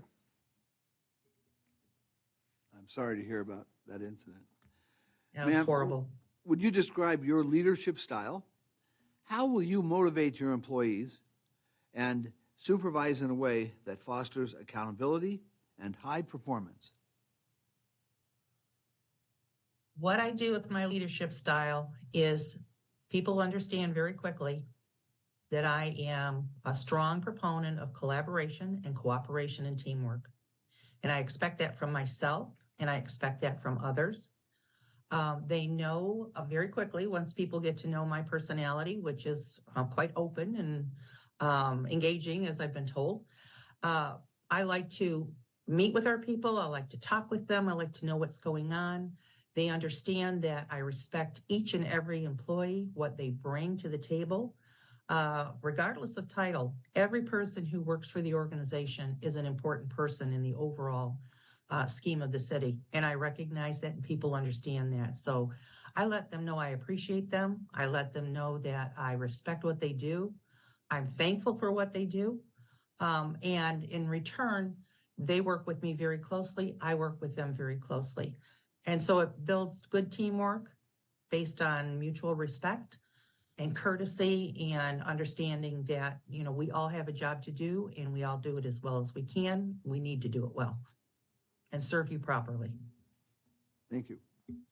Ms. Wackler. Have you reviewed the city's budget? And if so, what is your impression of our financial condition? Does anything stand out as odd or unusual in the budget or that you would want to delve into further? I have taken a good look at your budget and read it through, and I don't see anything that concerns me in any way or feels that it needs additional scrutiny. I feel that you have your budget well under control, and you know what you're doing. And so it's good. Thank you. Describe how you view your role and responsibilities in relation to the mayor and council. How will you communicate with the body and with individual elected officials? I communicate with you. I typically will do text in a hurry. I'll do email unless that's not the style that works for you. So I first identify what your best communication style is for each and every one of you so that I know how to reach you very quickly if I need to. I also provide reports, updates, often weekly reports, but also I will let you know if there's something very important. You will get an immediate call or text or email, whatever works best for you. I need to keep you in the loop at all times. You need to be apprised of what's happening. No one likes surprises, especially our mayor and our council. No one wants to hear secondhand of an event that is very dramatic or that's just happened. You need to hear that from our office as quickly as possible, and that is something that I guarantee you will have from me. You'll have that constant communication. I don't want to overburden you and send you emails all day long, but I will reach out to you on very important items, some things that, that need to be discussed right away, or in the case of the death of our employee, I immediately made phone calls to each and every council member. We called very quickly. We reached out to all of them. There are times that it can wait for a week, and an overall report, and there's times that you need immediate information or feedback from me. So it will be your style and how you prefer your communication to be is how I will adjust myself to reach out to you. And I like to meet with you one-on-one. I like to hear your thoughts and your visions. And it really helps me to have a better understanding of what your position is, what your ideas are for the future. It's good to hear from each one of you because it gives me an overall picture of what it is you'd like to see happen today, 5 years, 10 years, 20 years from now. I'd like to envision with you as to what your visions are also. Thank you. Vice Mayor Parker. Thank you, Mayor Whitney. Ms. Doom, what is your experience lobbying for municipal priorities at the state and federal level? And what has been your experience working with a lobbyist? I do have experience working with a lobbyist in Valdez. We had a state lobbyist and we had a federal lobbyist. We, as a group, would go to Juneau and meet with the governor, meet with our legislators, and talk about what's important to us, what we're looking for, what we're hoping for. And, our state legislators, we would talk to on a regular basis. Of course, we have our municipal league conferences. It gives us an opportunity to talk with more people. But our federal, I wasn't that impressed with our federal that we had in Valdez. He only came in when it was a good time to fish, which is not really what I was looking for, but he had been there quite for a long time, and they were accustomed to having him. Our state lobbyist, though, really worked very hard for us and did whatever he could to try and bring things to the community. We were very fortunate. We received a $2.6 million grant from the state of Alaska to upgrade one of our docks. It's called the Kelsey Dock. So we upgraded that, redid the restrooms, built a covered pavilion with that. He also lobbied for a number of other things, but Valdez is a little bit different. They have quite a bit of resources because of the oil pipeline and the, Alyeska being there. So they didn't always qualify for grants as easily as other communities did, just based on their small population and the overall wealth, if you will, of the community. Thank you. Mm-hmm. Ms. Hutchings. What is your most meaningful experience in the community or public service and why?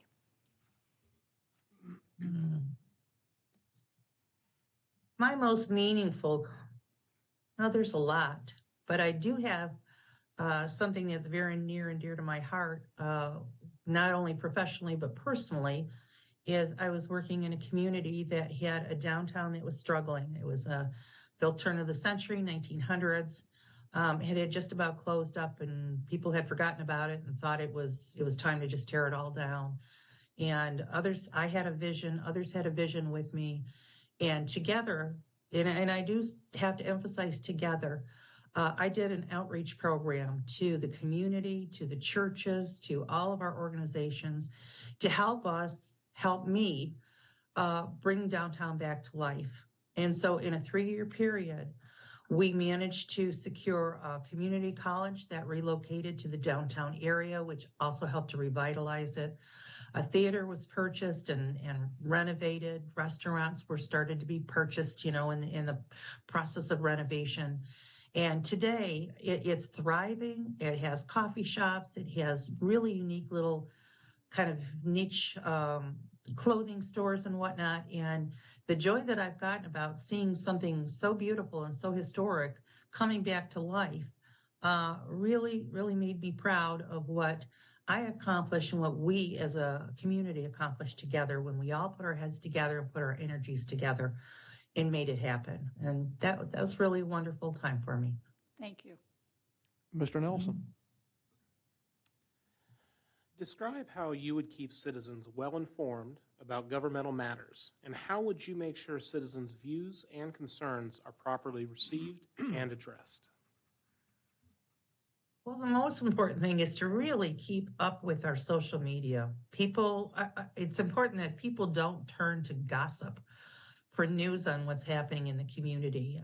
If we have a webpage that is well-designed, which yours is, and we keep it current, we keep the information current, what we want people to do is come to our website, come to our Facebook, and get the information that they need, the correct information, whether it be of events that are happening or meetings that are happening, special meetings, whatever it is that we're doing, we want the public to know and we want them to turn to us for that accurate information.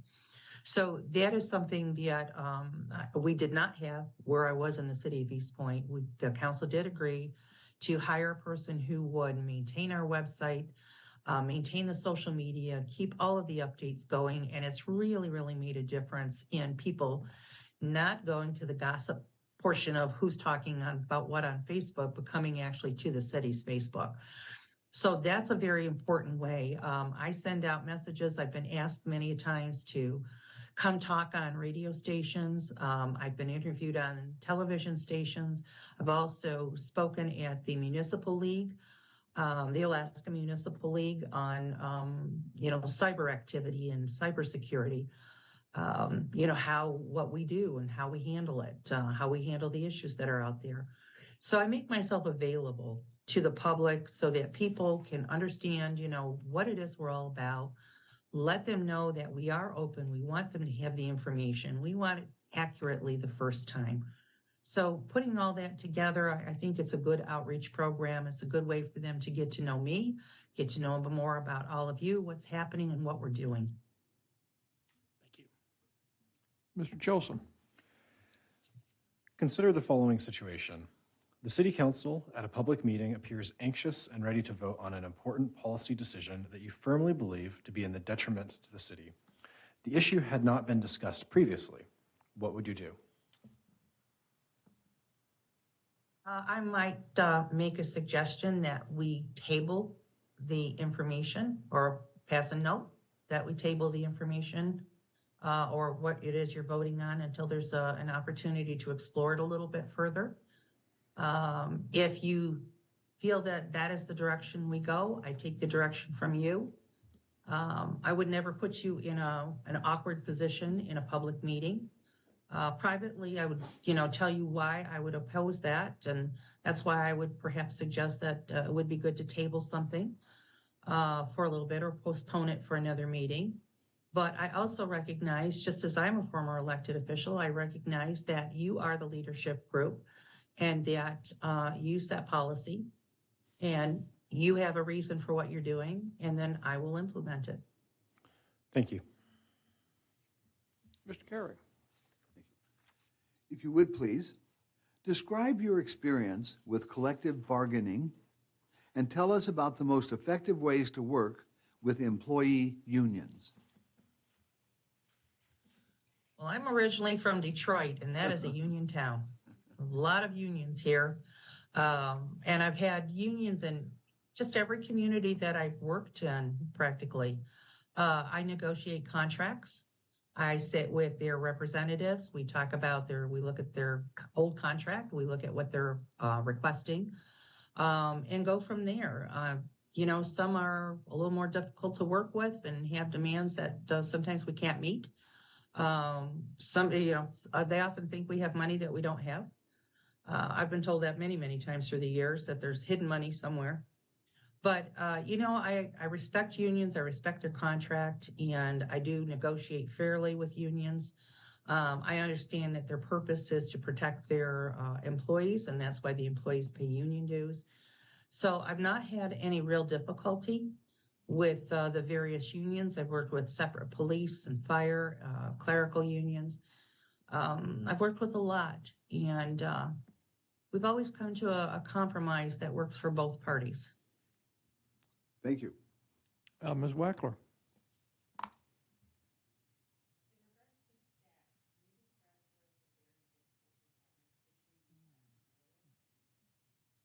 Sorry, I'm going to restate that on the microphone. In regards to staff, can you describe for us a very difficult performance issue? Uh-oh, I lost you again. I think your microphone's going out. Let's try it one more time. Okay. In regards to staff, can you describe for us a very difficult performance issue you've had to deal with? What made it difficult and how did you handle it? Yes, I did have a staff member who was very disrespectful to other employees, demeaning, and making assumptions, making false accusations. I did have a talk with that employee, had HR come in. We sat and talked about what was appropriate, what was not. The behavior continued. I made my expectations very clear. And so from there, we started the process of disciplinary action. And the first part of the process is a warning. And we set forth an action plan for improvement. And clearly identified where the areas were that the employee was not performing to our standards as far as treatment of people, and what the expectations were very clearly. And I had daily meetings with the employee. It was actually my assistant. He was there when I came on board for one of my cities. I won't name it. But I gave him a detailed plan of what the expectations were and the training that was going to be happening for the job performance and for the treatment of other employees. And he didn't like it at all. He became actually more belligerent and more obnoxious. And so eventually he made the decision, or I should say we helped him make the decision, that it wasn't the right place for him and he needed to move on. But I always start with talking with people first, trying to understand where they're coming from, why they're behaving the way they do. And a union was involved there. Eventually there was a complaint filed, and that did not help his case very much, but he did leave. And he's now in a completely different profession that I think is much better for him and better for us. Thank you. Undoubtedly, there are going to be conflicts. What is your approach to managing conflict resolution? Well, with conflicts, I listen to people. I listen to what they have to say, what their conflicts are, or why they believe they have one. And then, I will work with both people. If it's two people having a conflict, I will work with them for a resolution. I often bring in HR so that we have some documentation. We want to be able to help people to resolve their differences, but we recognize that sometimes we can't. We do remind them they are here for the good of the community and we are all a team. So we have to get past any issues that they may have and people do need to work together. For the most part, it does work and people understand that I'm listening to what they have to say. I may understand, I may not even agree with what they have to say, but I have listened. I am aware of what their concerns are. But ultimately, they do have to perform their duties. They do have to get along with people. That doesn't mean people can have a bad day. That's perfectly fine. If you're having a bad day, well, hope you have a better day next day. But if it turns into an ongoing conflict, it does have to be dealt with, whether it's by me personally in the beginning, HR, or whether we have to take steps to resolve that resolution, conflict resolution with people. Thank you. Vice Mayor Parker. Thank you, Mayor Whitney. Ms. Doon, all of the candidates interviewing for this important position are qualified. Why are you the best fit for this position? Well, I believe I'm the best fit for this position because I have absolutely a love of government. I enjoy what I do immensely. I've made this my career choice. I've heard so much about how wonderful your community is. Looking at all of the projects that you have, the plans that you have, and goals for the future, and then taking a good hard look at the experience and background that I have, I feel I'd be a very, very good fit for your community. Thank you. Ms. Wackler. Mm-hmm. Kind of expanding on your last answer there, do you have any comments or ideas you would like to share regarding specific projects that are in the implementation phase with the city of Soldotna now? Well, I would like to know where you are with the annexation. I know that the state had turned it back to you, and you're appealing that. Is that still under appeal? Would you like to answer that, Mayor? Yes, it is. It has been appealed to the the Supreme Court in the state of Alaska. Okay. And we're waiting for a decision. We're expecting that may take a year or two before we hear anything more. Okay. All right. That was my big question, because that can really make a difference to the community if you can annex that property in. Now I took a look, and again, I'm just going to take a real quick, look at my notes. I've looked at the Envision Soldotna 2030 plan, the airport master plan, and that's owned and operated by the city. And I understand it. Is it Public Works that operates the airport? That's correct. Correct. Okay. All right. And how is that going? Are there expansion goals for that at this point? Or is that in the future? For the airport? Yeah. Other than normal upgrades, there is no plans for a definite expansion of the airport. We did just Okay. There's ongoing projects that have been federally funded, and runway extensions have taken place, and upgrades to the system, the electrical, and things like that. Okay. And then the riverfront redevelopment, how is that coming along? That is an ongoing project. Again, Yeah. the consultants were here, I believe it was about a week ago, did a community open house, got a lot of turnout, a lot of good ideas, a lot of discussion. They're going to continue working on that, and we'll have a final report on that October, November of this year. And they'll be back here doing some more community outreach and putting things together. Yeah, it's a very exciting project. It'll certainly enhance the community very well. But that's about all the questions. Is there anything that you would like me to know that I haven't been able to read or take notes on? I have limited ability as far as I've tried to read as much as I can in the newspapers and, off of your website. Is there anything you would want me as a candidate to know? Well, that was the Ms. kind of the Hutchings, next question. do you want me to pass this on to you and you can ask that question? She can Ms. answer it. Hutchings has a question for you, and Sure. So the question is there anything else we did not ask about that you would like to add?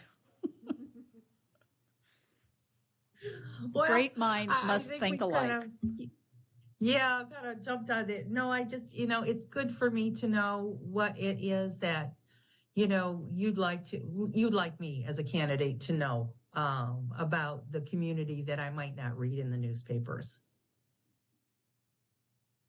I guess that'd be the question I was going to ask next. Do you have any questions for us? Oh, There is a lot of things going on in the community that may not necessarily have been in the newspaper or on a website or anything else.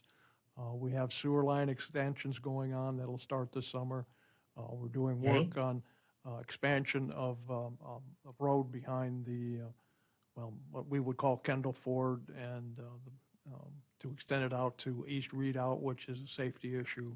We're looking at possibly the state funding a traffic signal at the sports center and the location where the field house will be, mainly because there's a lot of traffic there now. With a field house being completed in a couple of years, it's going to be a great deal of traffic. The field house project hopefully will be breaking ground on that come springtime or very early summer. They're working on the 95% of the plans and design are complete. They're just finishing up the final and deciding on how it's actually going to be placed there. So that's going to be roughly a 2-year project. We're looking at a project of expanding the sports center to add into the conference area and meeting rooms, so that would work in conjunction with the field house. A lot of different things going on, a lot of exciting things. Riverfront redevelopment is a really big one. Anybody else think of anything else that I've missed? If I might add, the Riverfront Development Project really is in the infancy stage right now. Just pulling together the plan, but it'll be, as we begin implementation, if the community is behind that, that's going to take time. It'll be a wonderful work in progress, kind of like what we've done with Soldotna Creek Park. Soldotna Creek Park used to be a state maintenance station that was established back before statehood and was there for a long time and is now a beautiful, the central part of Soldotna. Very good. Anything else you'd like to add? No, thank you very much. It is really helpful to know all of the projects that are coming up. That just kind of solidifies, my thinking process that I have worked on many projects from water, roads, sewer, expansion, harbors. I've really been a very fortunate person throughout my career that I've had many opportunities to work on some major projects, wonderful community projects. And I just knowing all of the efforts that you're making to make your community better is just such an exciting prospect.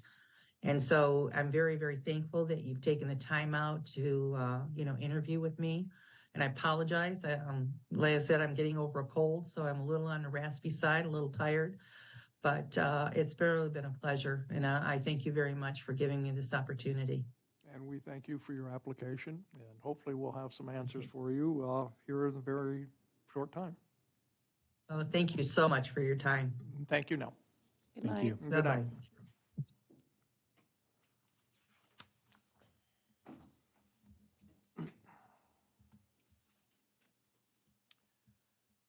All right, that concludes the interview portion of this special council meeting. The next item on the agenda is executive session, city manager interview review under AS 44.62.310C2, subjects that tend to prejudice the reputation and character of any person. May I have a motion to enter into executive session? Vice Mayor Parker. Thank you, Mayor Whitney. I move to enter into an executive session to discuss a personnel matter in accordance with Alaska Statute 44.62.310C2. The discussion of the city manager interview is a subject that may tend to prejudice the reputation or character of an applicant for city employment, therefore may be held in executive session. The applicants to be discussed have elected to have the discussion take place in executive session. The executive session will include Mayor Whitney, all city council members, and Human Resources Director O'Regan. May I have a second? May I have a second? Thank you, Mr. Carey. Once the council returns from executive session, a motion may potentially be made giving direction on a next step in the city manager recruitment process. For those attending through Zoom, the Zoom meeting will be resumed after the executive session. After the executive session is over, the meeting will also briefly resume at soldotna.org/streaming. We will move into executive session at this point in the downstairs conference room. Ready? May I have a motion to come out of executive session? Mr. Mayor, I would move that we come out of executive session. Any discussion? Any objection to convening back into regular session? Seeing none, we're back into now we're back into regular session. But I guess we need to take a vote. Okay, I was just going by what you had on this. That was only if there was going to be an actual. Okay. Next item on the agenda is meeting announcements. February 8th, 2023, City Council meeting at 6 p.m. Having no further business, meeting is adjourned.